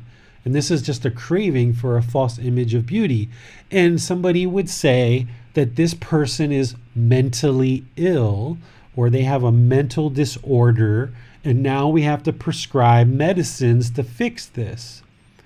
Well, this can ultimately actually even lead to suicide for some people, right? And the reason why is because the real problem isn't being addressed.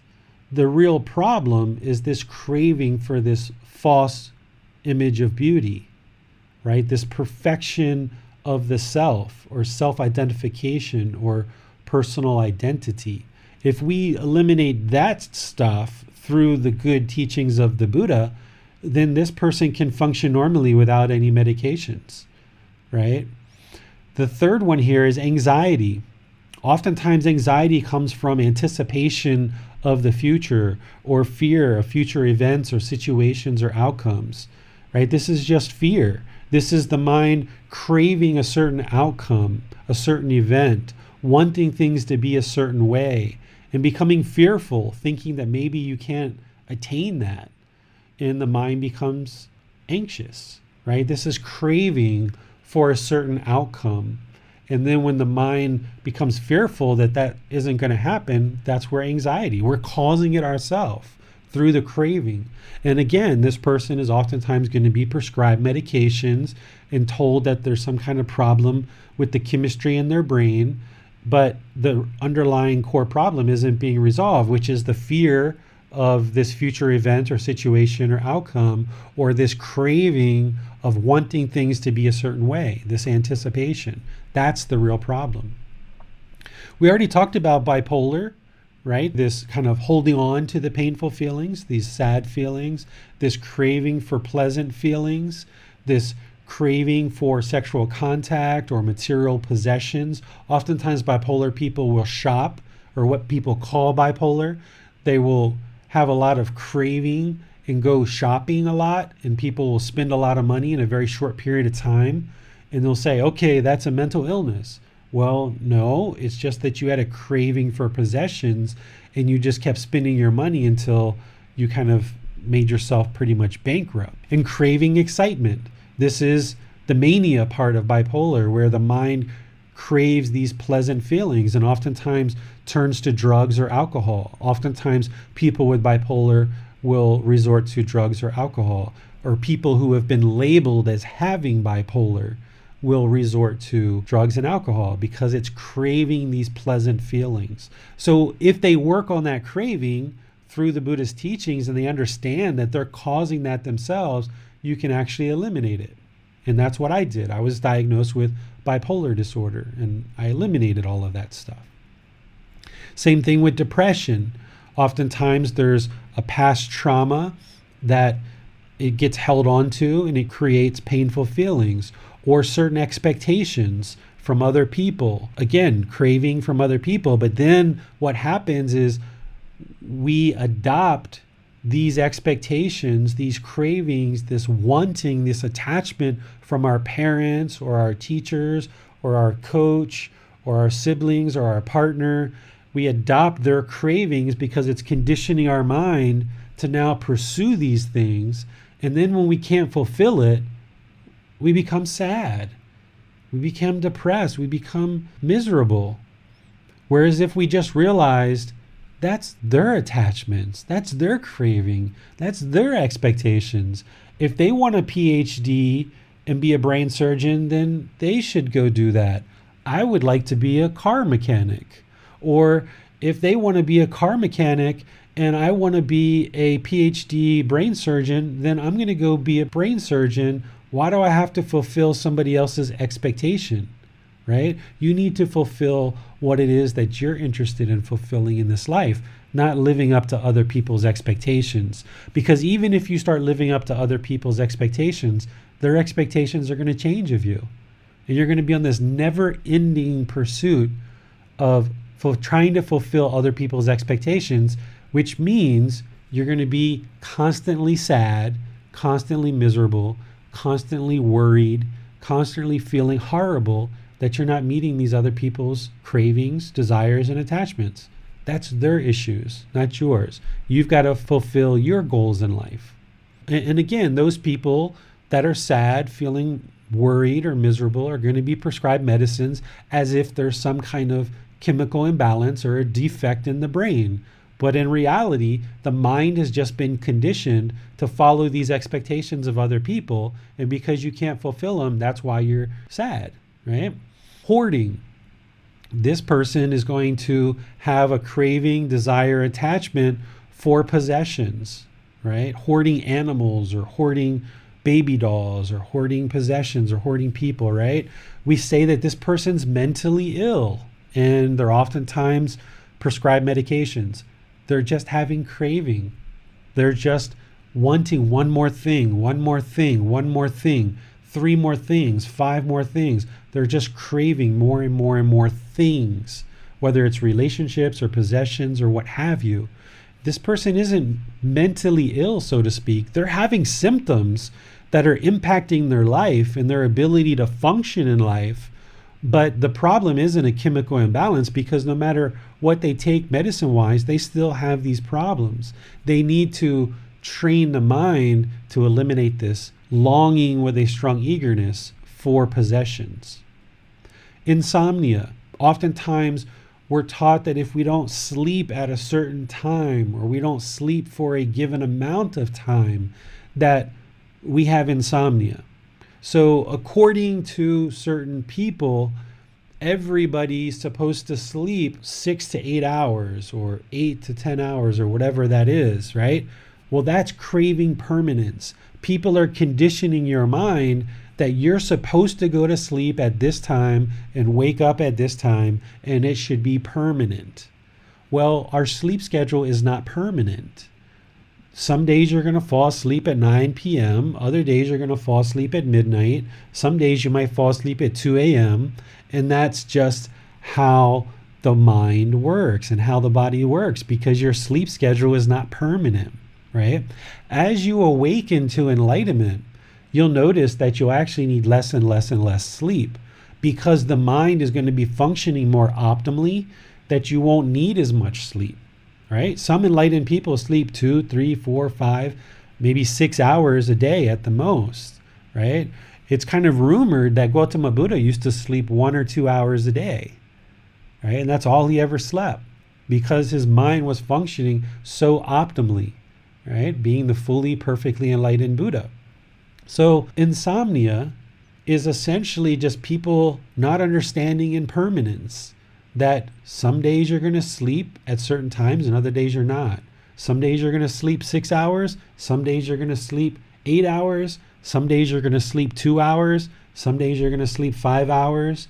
This is impermanence, right? It's not a mental illness.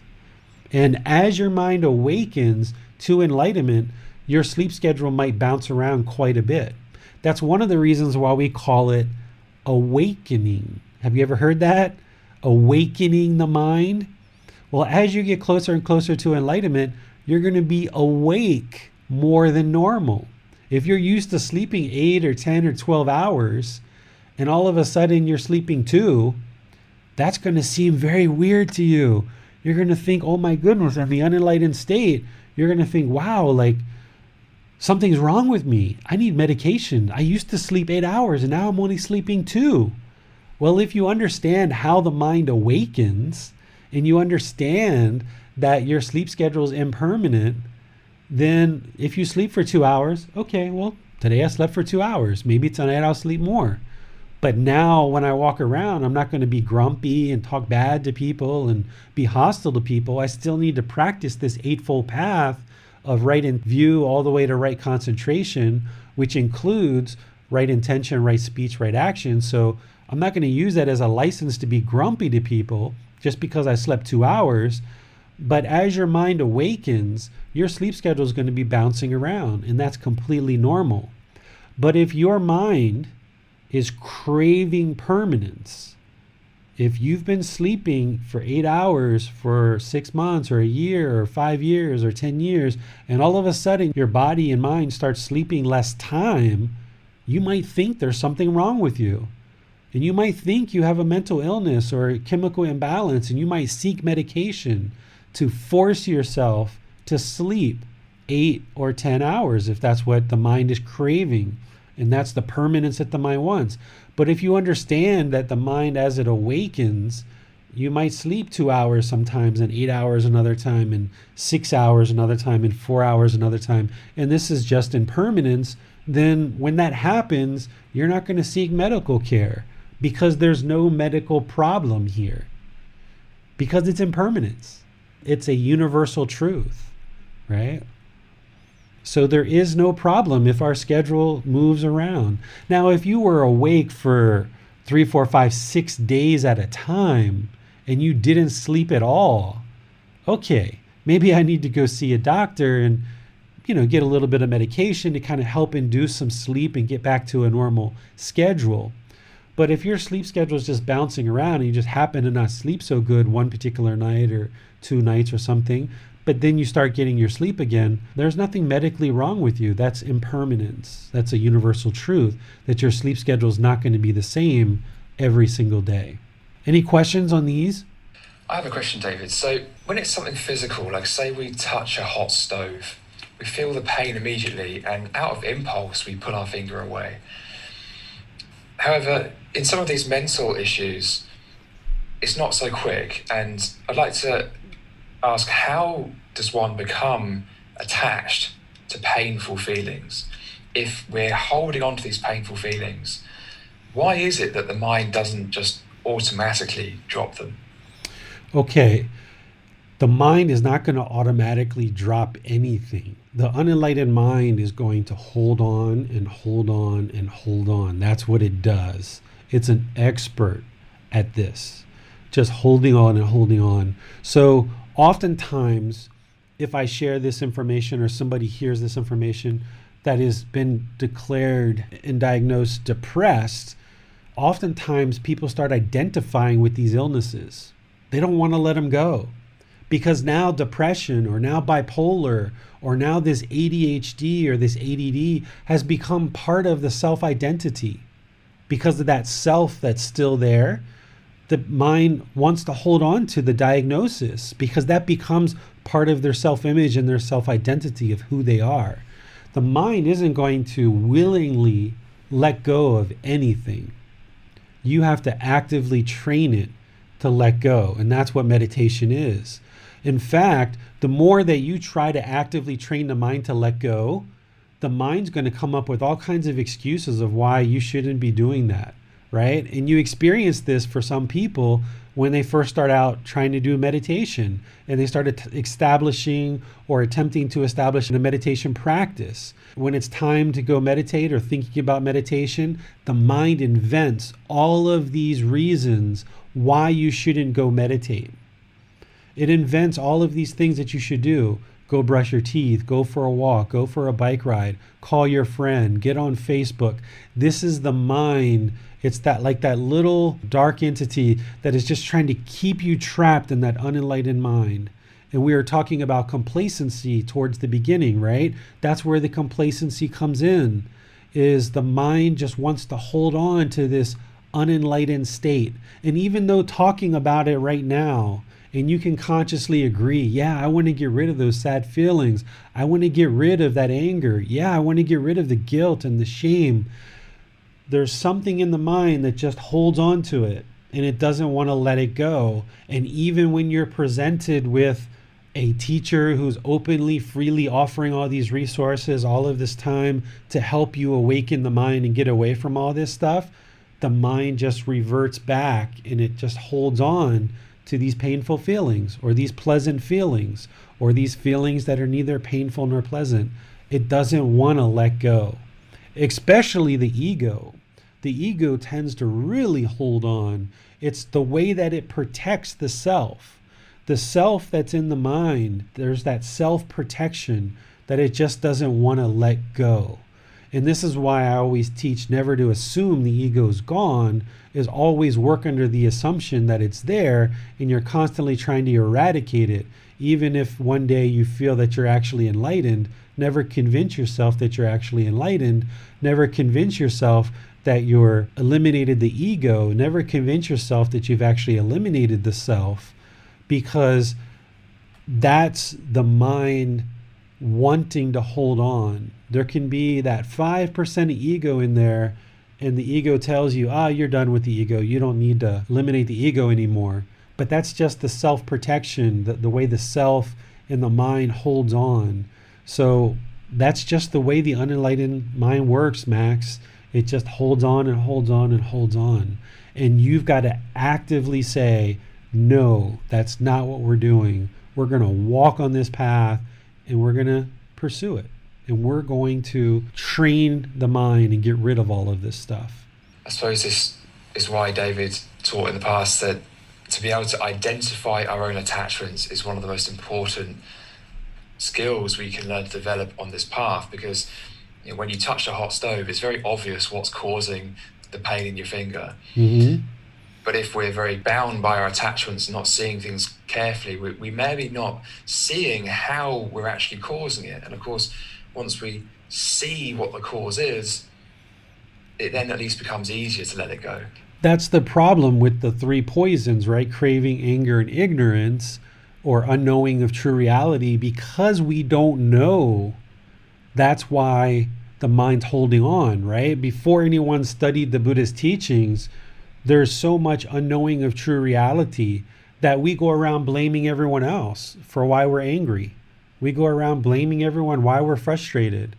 We blame our parents for making us feel guilty, when in fact, we've adopted their expectations, right? It's us doing it to ourselves. But in the unenlightened state, having had no contact with a teacher about the Buddhist teachings, we walk around with so much delusion or ignorance or unknowing of true reality that we stay in the unenlightened state and we just blame everyone else for the problems. And that's one of the reasons why I put this chapter in here, because if we stay in this ignorance or unknowing of true reality, that the mind truly thinks that there's a brain defect, there's a chemical problem, and we need to keep taking this medicine, then it's just keeping the mind stuck in that ignorance, keeping the mind stuck in that delusion, keeping the mind stuck in that unknowing of true reality, which means that they're not learning right view, they're not learning all the rest of the path, and they're just going to stay stuck in that unenlightened state. So essentially what the medicine's doing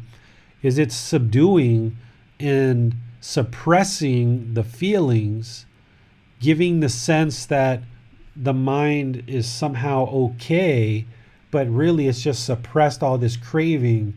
It's suppressing the anger, but it's still keeping the ignorance or delusion or unknowing of true reality, because they're not practicing right view. They don't understand right view, that it's not the brain chemistry, it's the attachment that's causing the sadness. So understanding and eradicating this delusion or ignorance or unknowing of true reality, that's the number one thing that we need to use to awaken the mind through that wisdom, because that's the antidote to this delusion or ignorance or unknowing of true reality. The antidote is wisdom. So the more that we learn and practice these teachings, we gain the wisdom, and now we understand that craving is the problem. Now we understand that that's the primary problem. Now we understand this hatred and anger. And then, as you said, in addition to meditation, the second best skill that you can have is to be able to identify your attachments. Because the number one goal, the primary goal, is to eliminate craving, desire, attachment. Well, how could you ever eliminate these cravings if you didn't know what they were and how to identify them? So that's what chapter 12 was all about, was helping you to learn how to identify these attachments. Because once you identify them, then you can eliminate them, right? You have to be able to identify them in order to eliminate them. And that's the second best skill you could have in addition to meditation. And the beauty is the more that you can identify them for yourself, then you can also see other people's attachments too. So if you're in a conversation with, for example, your parents, and they're putting all kinds of expectations on you about what you should and shouldn't be doing in life, then you can just identify this as their attachments, their craving, their desire. And why would you take that on? Because you know it's just going to cause your mind to be discontent. So the more that you learn these teachings and gain the wisdom for yourself about your own mind, then you actually get really good at observing and understanding other people's minds as well. That's great. Thanks, David. Okay, so we have a question from Shital. Are there any handy techniques which you can use to calm your mind, let go of your sadness, craving for love, your feelings of always feeling like crying, so that you can sit down to study? Because I am in need of studying currently, and I'm not able to study because I feel like crying all the time.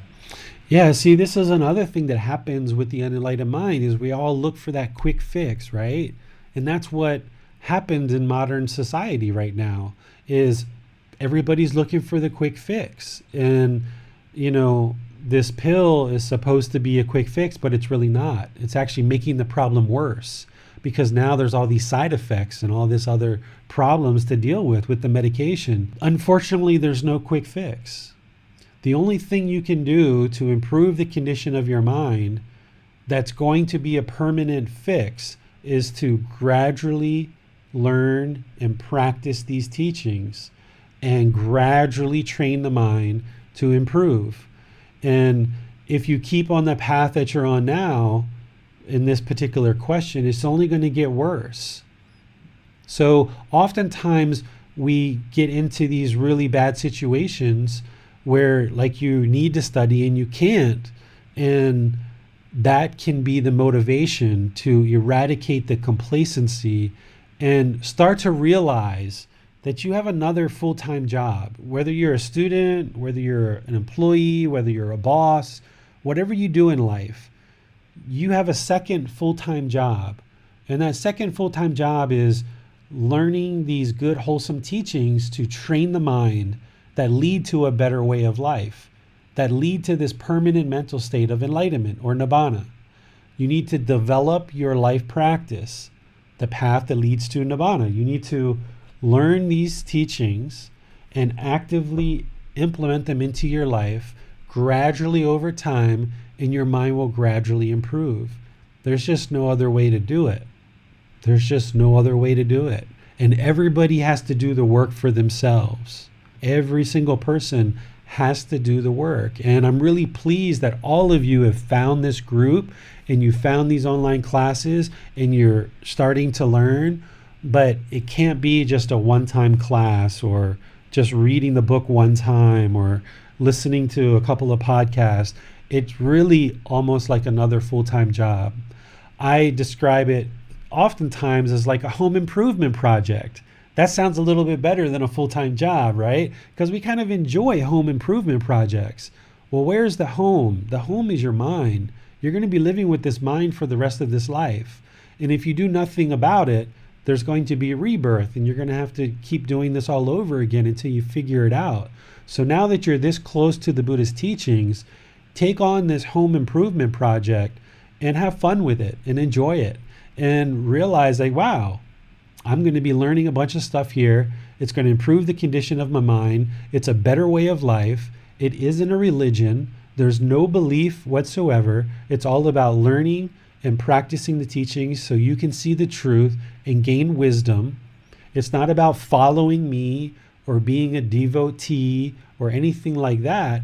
It's about receiving guidance to learn, actively learn, and apply the teachings in your life and see the mind continually improve. And when you do, whatever is involved in your life right now and the things that you're not able to do with studying, this stuff will all get worked out eventually. You've got a long life ahead of you. But if you don't work out the mind and you keep trying to dredge through this, it's like walking through the mud. You're just going to keep walking through the mud, and the whole rest of the life is going to be really difficult. So if you apply some dedication and commitment, you can really start chipping away at this and working on this home improvement project, and then the whole rest of your life is just going to get better and better and better. And as far as I know, there's just no other way to improve the condition of the mind. Gotama Buddha, as far as I know, is the only one who taught the truth that can be independently determined, and you can see the condition of the mind improve right now in this life. So you've got to get dedicated to it and look at it as a home improvement project that you're going to be doing for the rest of your life. We have a question just come in from Joy. Is that why you moved to Thailand? I moved to Thailand for a bunch of different reasons, but here in Thailand, there's a lot of Buddhist practitioners, and for me, this was the best place for me. When I moved here, I would have never told you that I was coming here to learn the Buddhist teachings and try to attain enlightenment. I would have never told you that. I had planned to move to Thailand back in 2007. Actually, as early as probably 2005, I was already thinking about it. But definitely when I met my wife in 2007, like the second question out of my mouth was, because we met in America, is, are you planning to live in America for the rest of your life or go back to Thailand? She said, oh, I'm going back to Thailand for sure. And I was like, all right, well, we can have a relationship then, because that was my plan too. But I would have never told you from 2005 to 2015, when I eventually moved here, I would have never told you I was coming here to learn the Buddhist teachings and pursue enlightenment. But by being here and seeing the reality of how peaceful, calm, serene, and content with joy these people are, seeing how life is here, it doesn't take you long to figure out what is creating such a wonderful life for these people, because there's temples on every street corner, especially here in Chiang Mai, where I live. There's streets. I mean, a street that is maybe 300 meters long will have 10 temples on it, right? Literally the whole street is littered with temples. So it doesn't take long to figure out what's creating the peacefulness here. And once I was here, then yeah, this is what I know for sure leads to the complete elimination of the discontent mind and permanent peace, calm, serenity, contentness with joy, for sure. But I would have never told you that's why I actually moved here. Okay, we have no more questions at this time.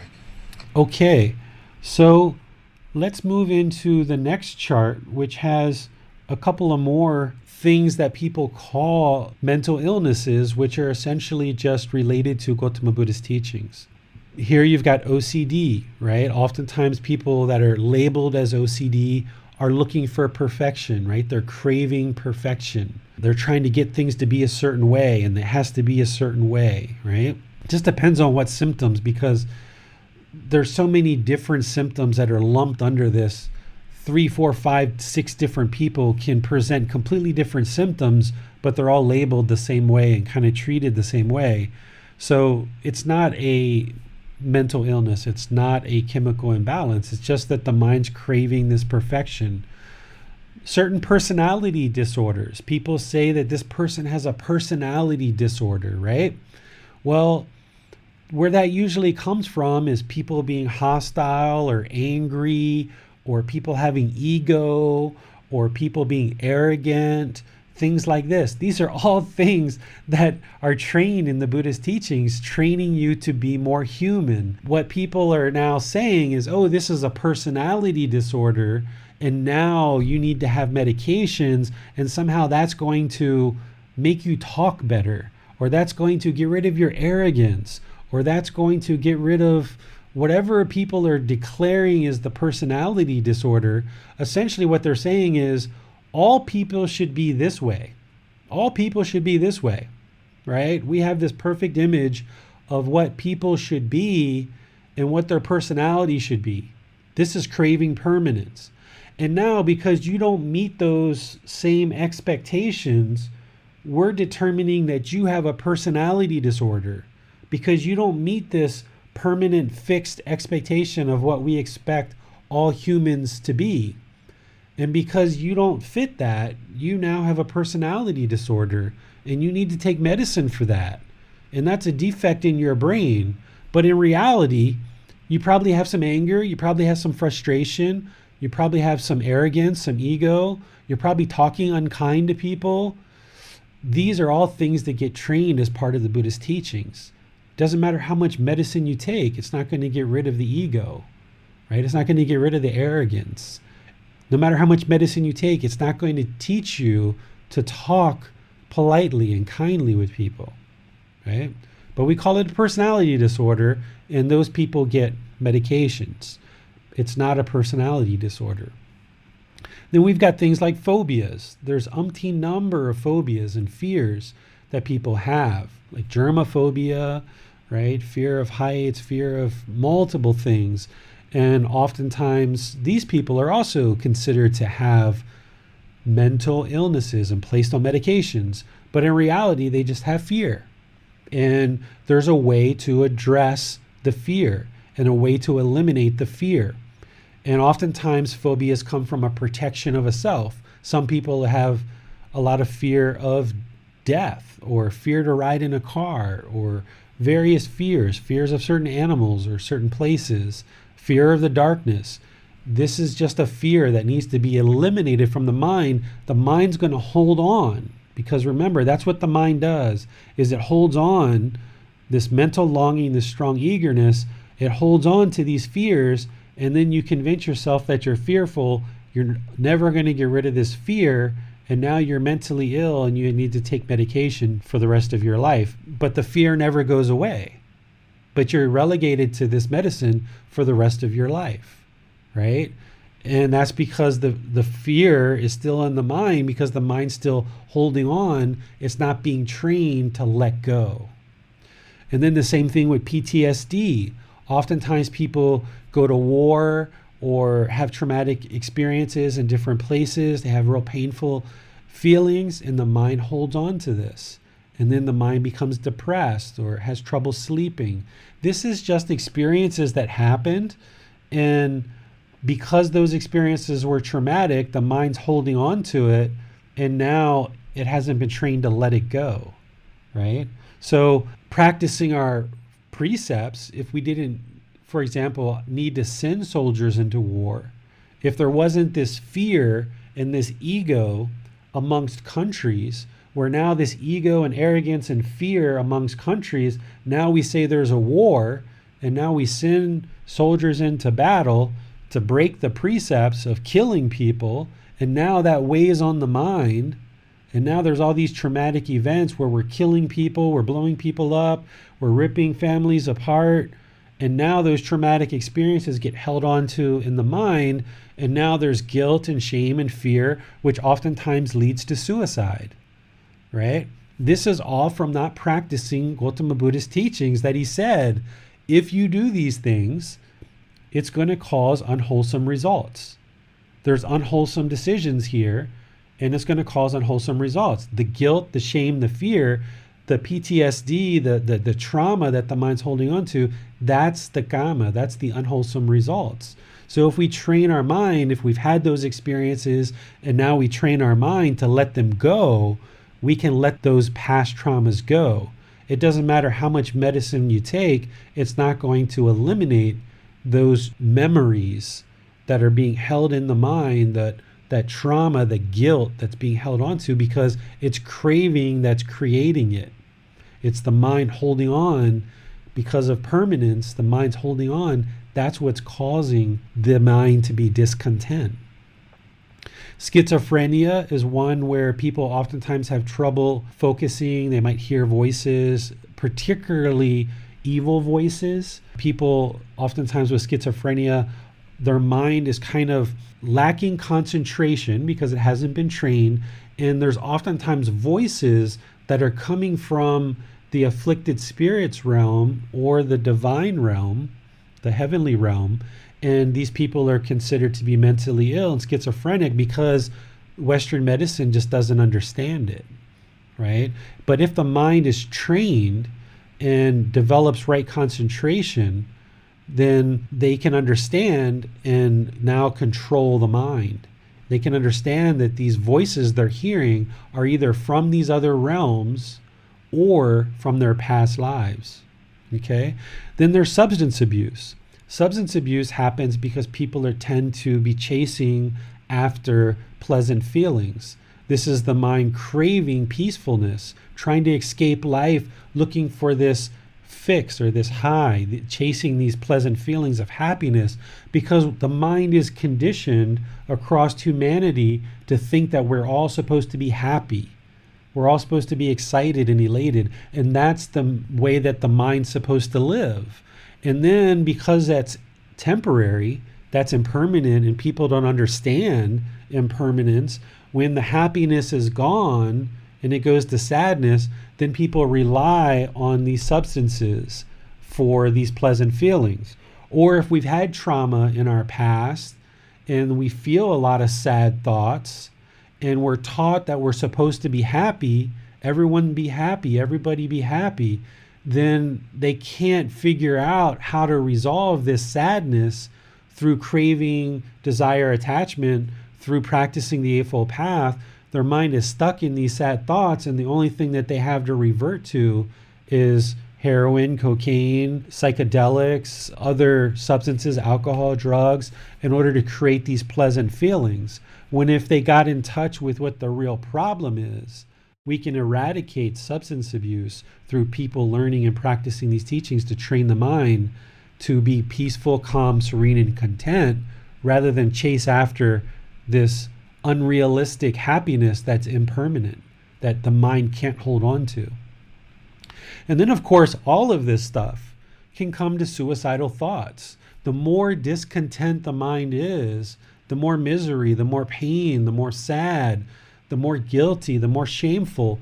Oftentimes people just give up and they commit suicide. I think most people would probably tell you that they really don't want to die. They just want to end the suffering. They just want to end the sadness. They want to end the despair. And they don't know how, because of the three poisons: craving, anger, and ignorance. Their mind is unknowing of true reality, that they're actually causing the problem themselves, and they can actually fix the problem themselves because they're causing it. They don't understand that, and they feel trapped. They feel almost like they're in a box and there's no way out. And the only way that they see out is to kill themselves. And unfortunately, that actually doesn't solve the problem, because if they've been taught that they only have one life and if they kill themselves, that will solve the problem, that's why they're killing themselves, because they think that's actually solving the problem, but it's not. Because there's still craving in the mind is still unenlightened. When somebody kills themselves, they are most likely reborn back into the world, either as an animal or afflicted spirit or something lower. They eventually have to work through many lives in the lower realms and eventually work themselves back up to the human again, right? So they haven't ended the problem. They've just made the problem worse, because now they're going to have to experience life in the animal realm, in the lower realms, multiple times, just to get a chance to come back to the human life again. So now that we're in this human life, if people with suicidal thoughts understood that they can actually solve this, right? They're not mentally ill. They're having anguish. They're having suffering. They're having misery. But they're not defective. Their brain is not defective. They just don't know how to train the mind. They don't have the skills. They don't have the wisdom. They don't have the understanding of how to apply these teachings. They might not even know these teachings exist, and eventually just give up and kill themselves because they feel like they're stuck. So learning and practicing these teachings can eradicate all of these conditions and symptoms, and a person can move closer and closer to enlightenment. And we will see that this industry will shrink, and we will see that less and less people around the world will be committing suicide, which would be a wonderful, wonderful thing. So let me pause here and see if we have any questions. I'd like to ask David how this applies in the case of brain damage. So people who have injuries to the brain, often their personality changes, or they become less capable in certain ways. Sometimes it's even beneficial, but most of the time it seems to generally do harm to the mind. So how does this tie into that? Surely, there's some people who have injuries, traumatic injuries to the brain that affects the functioning of their life. And that is a brain injury, right? But we know, going back to what we were talking about at the beginning, where the brain is not the mind and the mind is not the brain, we know this for another reason that I didn't mention yet, is people can be legally brain dead, but they completely are aware of everything that's going on around them. And eventually when they get brought back to life, they remember everything that's going on around them. And they will tell people, I had an out-of-body experience and I could hear you guys talking the whole time, right? And this is one of the ways we know that the mind is not the brain, because someone can be legally brain dead and still have consciousness and awareness and take in information. This is also where people can be in a vegetated state and have complete awareness of mind.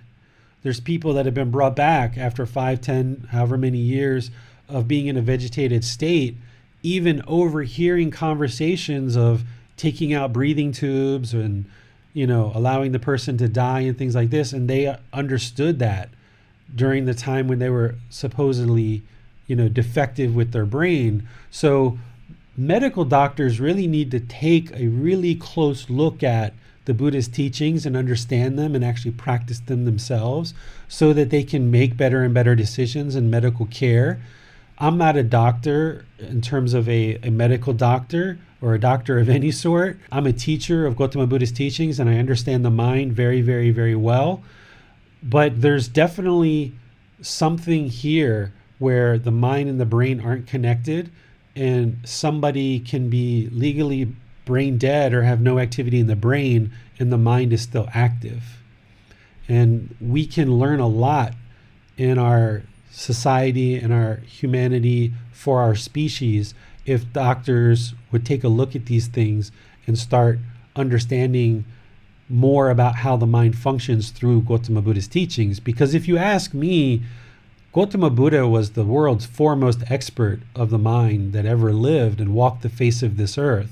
And because he lived 2,500 years ago, oftentimes people think that what we invented now, today, is more important or more knowledgeable or more wisdom or better than what we had 2,500 years ago. But the Buddha awakened on his own as the fully perfectly enlightened Buddha, and he understood the mind so well that what he taught 2,500 years ago is just as applicable today as it was 2,500 years ago. But what happens is oftentimes in modern society, with our ego and our arrogance, we think that what went on 2,500 years ago was not as good as what we're doing now. We kind of look down on past civilizations.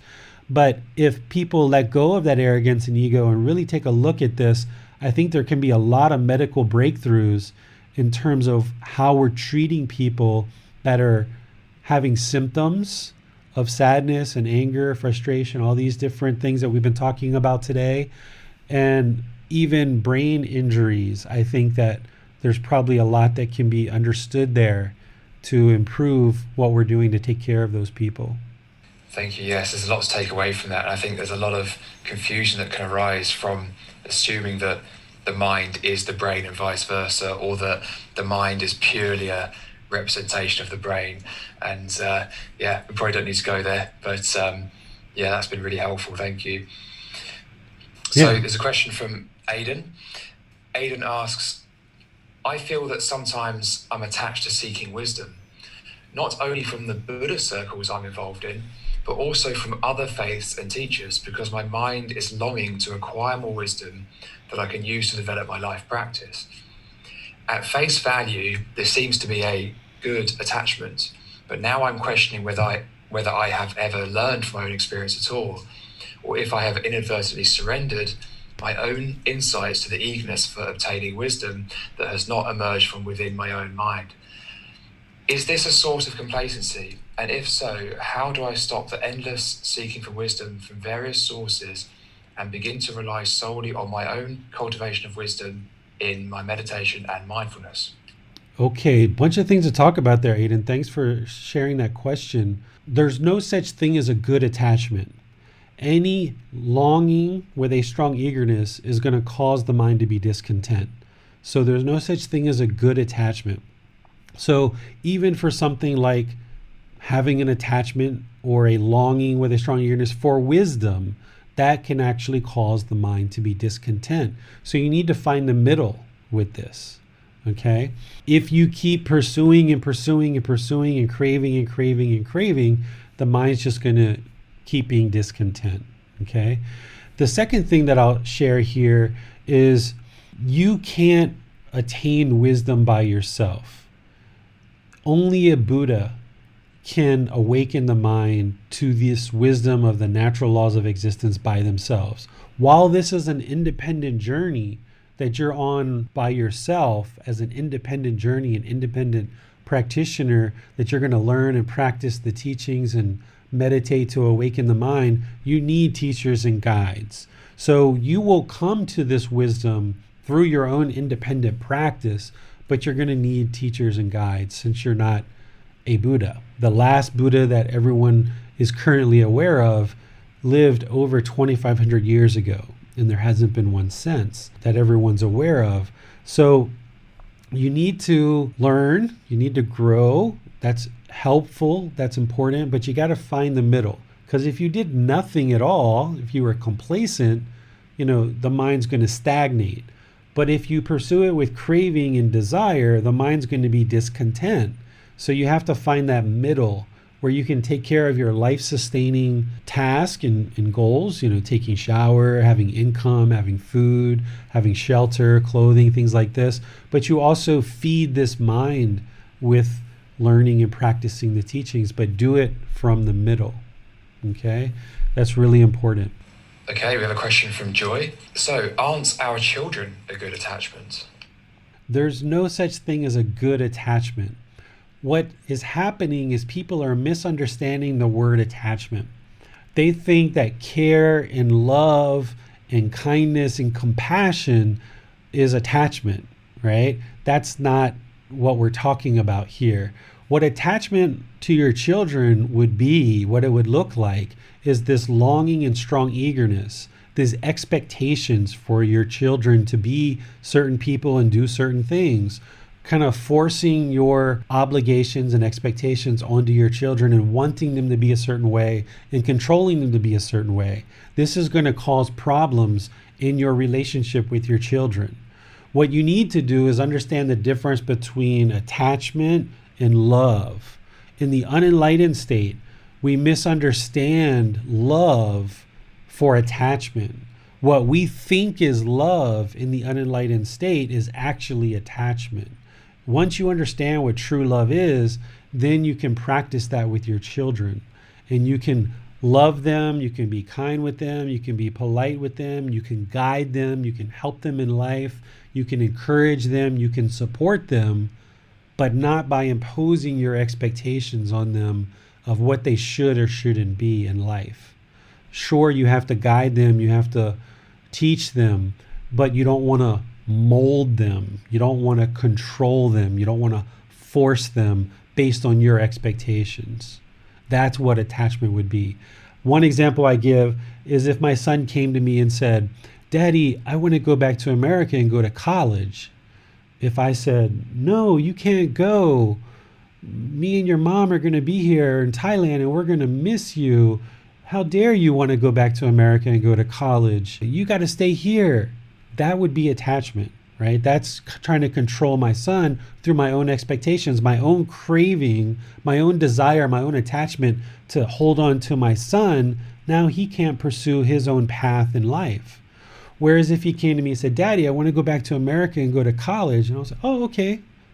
If that's what you like to do you need any help?" Or whatever I choose to say, or, do you need help finding a scholarship, or would you like me to go on some tours with you? How can I help you? That's support. That's encouragement. That's helping someone to improve their life through unconditional love rather than trying to hold on to him, which was the first example. So there is no such thing as a good attachment or craving, a desire, attachment, a mental longing with a strong eagerness. Any kind of attachment is going to cause discontentedness of mind. One person might think that meditation is a good attachment, right? This is something I hear some people say. Or being attached to the Buddhist teachings or attached to the 5 precepts. Well, if you're attached to meditation, if you have this longing and strong eagerness to meditate, well, someday you're not going to be able to do it, right? Like when I had my motorbike accident, I couldn't meditate for a week and a half. If I had a longing and a strong eagerness to meditate, I would have been angry, sad, frustrated, irritated, annoyed, what have you, that I couldn't meditate. And I would have been disgruntled about that. And then it would have came out of my speech and my actions with the people around me. So even if you have a craving, desire, attachment for something as good and wholesome as meditation, it's going to cause the mind to be discontent. So there's no such thing as a good attachment. We have a comment from Shanta from when we were talking about brain injuries. And she says that my brother had a brain injury and was classified as brain dead. They wanted to unplug him, but my mother didn't allow it, and he came back. So I just wanted to share that comment from Shanta. Yeah, that's a perfect example of how the brain and the mind are, in my view, are not the same thing. So we have a question from Deborah. She asks, does everybody experience observance of past lives on their path to enlightenment? And how do you know this is a reality and not just a dream? Everybody does not experience past lives on the path to enlightenment, as far as I know. Some people do, some people don't. I only know that from one particular person that I know has attained enlightenment. I asked him, had he experienced his past lives? And he said, no, he hadn't. So my understanding is that people can attain enlightenment and not have seen their past lives. Other people have attained enlightenment and seen their past lives as well. This question came up about dreams before. All I can really speak to in terms of observance of past lives is what I experienced. When I observed past lives, it happened over multiple years of memories coming back and me experiencing the memories of those past lives, and even in some cases talking as if I was that person, talking through that consciousness, almost like those memories were coming out. And I would catch myself in conversations talking as if I was that person. And this is where people might say you have multiple personality disorder and label you as mentally ill.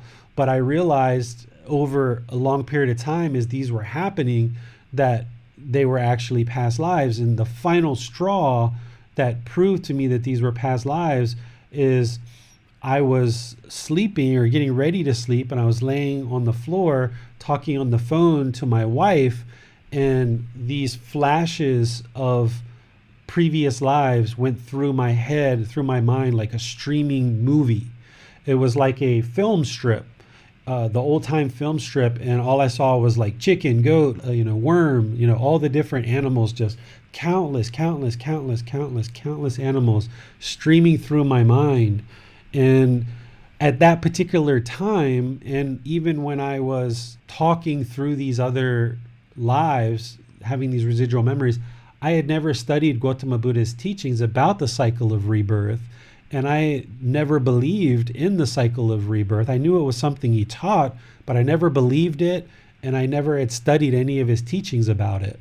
And having had all those experiences of living through those consciousness and kind of speaking as if I was those people in the past, the two human existences, and seeing all those flashing animals going through my mind, about 2 or 3 months later, I started diving into the Buddhist teachings, and I saw him describing in his teachings what I had experienced in terms of the countless animal rebirths and the previous human existences and things like this.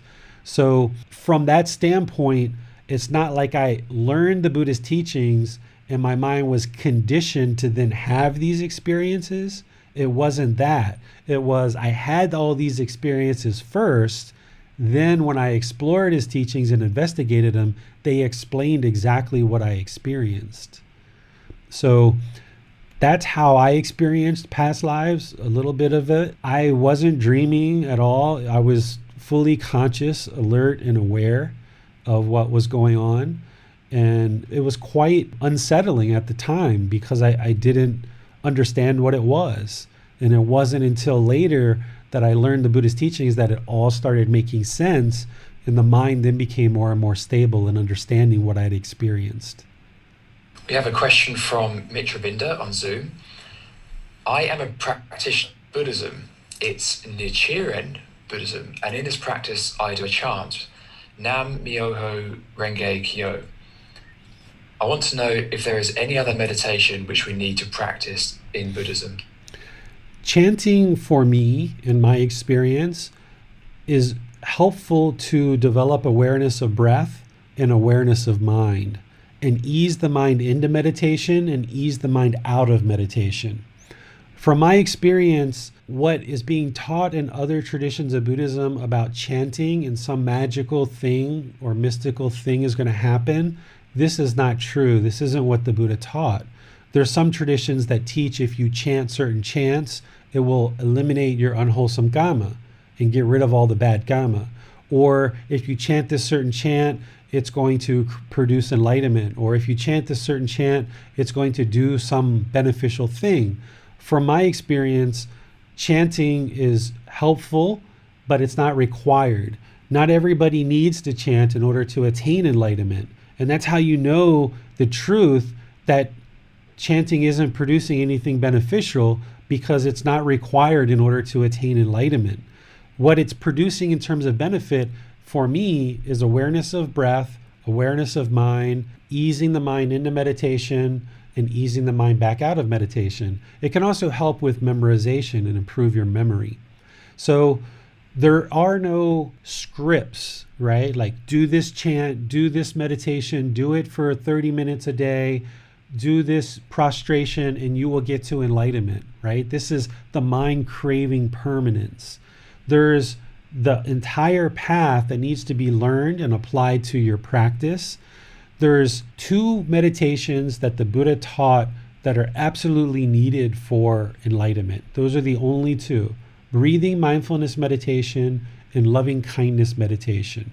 He taught another meditation for eliminating sexual cravings, which is kind of an optional, specialized meditation for people who need that, but not everybody needs to use a meditation to eliminate sexual cravings, because some people can do it without that meditation. But in order to attain enlightenment, you need to eliminate sexual contact if you're going to go for the highest stage of enlightenment, when or if you're ready to actually do that at whatever point in time, maybe in the future, that you might choose to do that. And that might not be for 10, 20, 30 years from now. Who knows? But if you're having trouble with sexual contact, you can use this meditation to go from maybe 4, 5, 6, 8, 10 partners down lower and lower to kind of extinguish your sexual craving, or at least reduce it. But from my experience, a lot of what's being taught isn't exactly what is described in the Theravada teachings of the Pali Canon, and there's a lot of misunderstanding in the world about chanting and how long we need to be meditating, what types of meditations. Sometimes people crave meditation so much, or like Aiden was talking about, craving wisdom so much, that they go on this never-ending quest to learn all these different meditations. And the mind just wants one more chant, one more this, one more that. That's the craving that's causing the mind to be discontent. Whereas if you just focus on what the Buddha actually taught in the Pali Canon, that we know is the largest, most complete collection of his teachings, and you focus on that and practice that, you can then see the condition of the mind improve, and you can see that your anger and frustration goes down to irritation, annoyance, to a dislike, and eventually you don't have any discontent feelings whatsoever. So I'm not going to give you an answer in terms of what other chants or what other meditations, because this is just the mind craving more, wanting more. If you get this book, which is free, you can download it, or if you want a copy of the printed version, you can get that, and Amazon prints them for you. Then you can start learning what the Buddha taught about how to train the mind to eliminate this craving. And while I was answering this question, I thought about what I wanted to share with Aiden. Aiden, you were talking about learning various different traditions and on this quest and craving for wisdom. From my experience, when we start mixing all of these different traditions, this makes it really confusing and really hard to make progress when we actually start mixing things. I know in Buddhism, there's some people who practice Theravada teachings, Mahayana, Vajrayana, these other sects that like this person was talking about, and they kind of mix it all together. From my perspective and my experience, if you really want to confuse yourself and make yourself utterly confused and inhibit your progress on the path to enlightenment, that's the one sure way to do it, is by mixing a whole lot of different traditions together. From my perspective, what I would encourage people to do is pick one tradition and stick with it. For me, that was the Theravada tradition, because Theravada means teachings of the elders, which is essentially the form of the teachings that is closest to the lifetime of the Buddha, of what he actually taught during his life. And in this tradition, we're not interested in mixing with other traditions necessarily, and we're also not interested in adding and modifying things that the Buddha taught. We're interested in keeping it as the Buddha taught it within the Pali Canon, because we know that to be the source, and we have enlightened people in our community that we know have attained enlightenment. So we have the truth. And we see a society of people like Thailand who are 95% Buddhist practitioners in the Theravada tradition. We see them getting along, being very kind, very peaceful, very loving, very generous. They have a very warm, loving society here. So the teachings are working. So we have the truth, and we know that these teachings lead to an enlightened mind. And if anybody would like to learn them, that's what we're here for, is to share them with the world, if the world asks us to teach them. We're not going to run around the world and try to force everybody to become enlightened, because that's not how enlightenment works. Enlightenment works is when people pursue it and when they seek it. So Thailand had these teachings for many centuries now, but they're not trying to force it upon anybody. They're just here and available for anybody who would like to come and really learn the truth from the Theravada tradition. And you're welcome to do that through the resources that I offer and here in Thailand as well. Thank you, David. We have no more questions at this time. Okay, then what I will do is just thank all of you for joining, whether it's morning, afternoon, or evening. I wish you a very good rest of your day and appreciate you joining. Some really great questions. I would like you guys to really think about what we talked about today in terms of mental illness and how this is a modern invention of classifying discontentedness in different ways, labeling it as a disorder and a defective brain, and then applying chemicals to try to fix craving, anger, and ignorance or unknowing of true reality, fixing this self, this permanent self, and this ego that exists in the mind. If you have been classified as people considering you to be mentally ill, if you don't accept that and you decide that you're not going to believe that you're mentally ill because you're obviously talking, you obviously walk, you obviously hold a job, you obviously go to school and have grown up, there's nothing defective about your brain. You've just been told that that's what it is. But if you get in touch and talk with people that understand discontentedness of mind and how to solve it through Gotama Buddha's teachings, you can solve these symptoms that cause a lot of anguish, that cause a lot of suffering, that cause a lot of misery or discontentedness of mind, and you can eventually get to a stable, peaceful mind that is unshakable. You can get to this enlightened mental state or as close to it as possible during this life. And if not, then you will be reborn into future lives and have an opportunity to continue to evolve in those lives as well.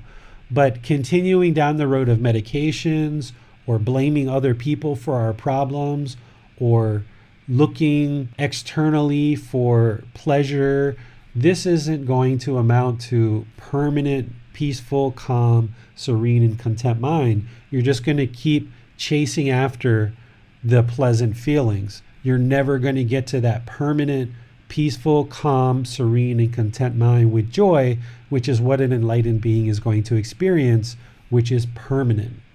Okay?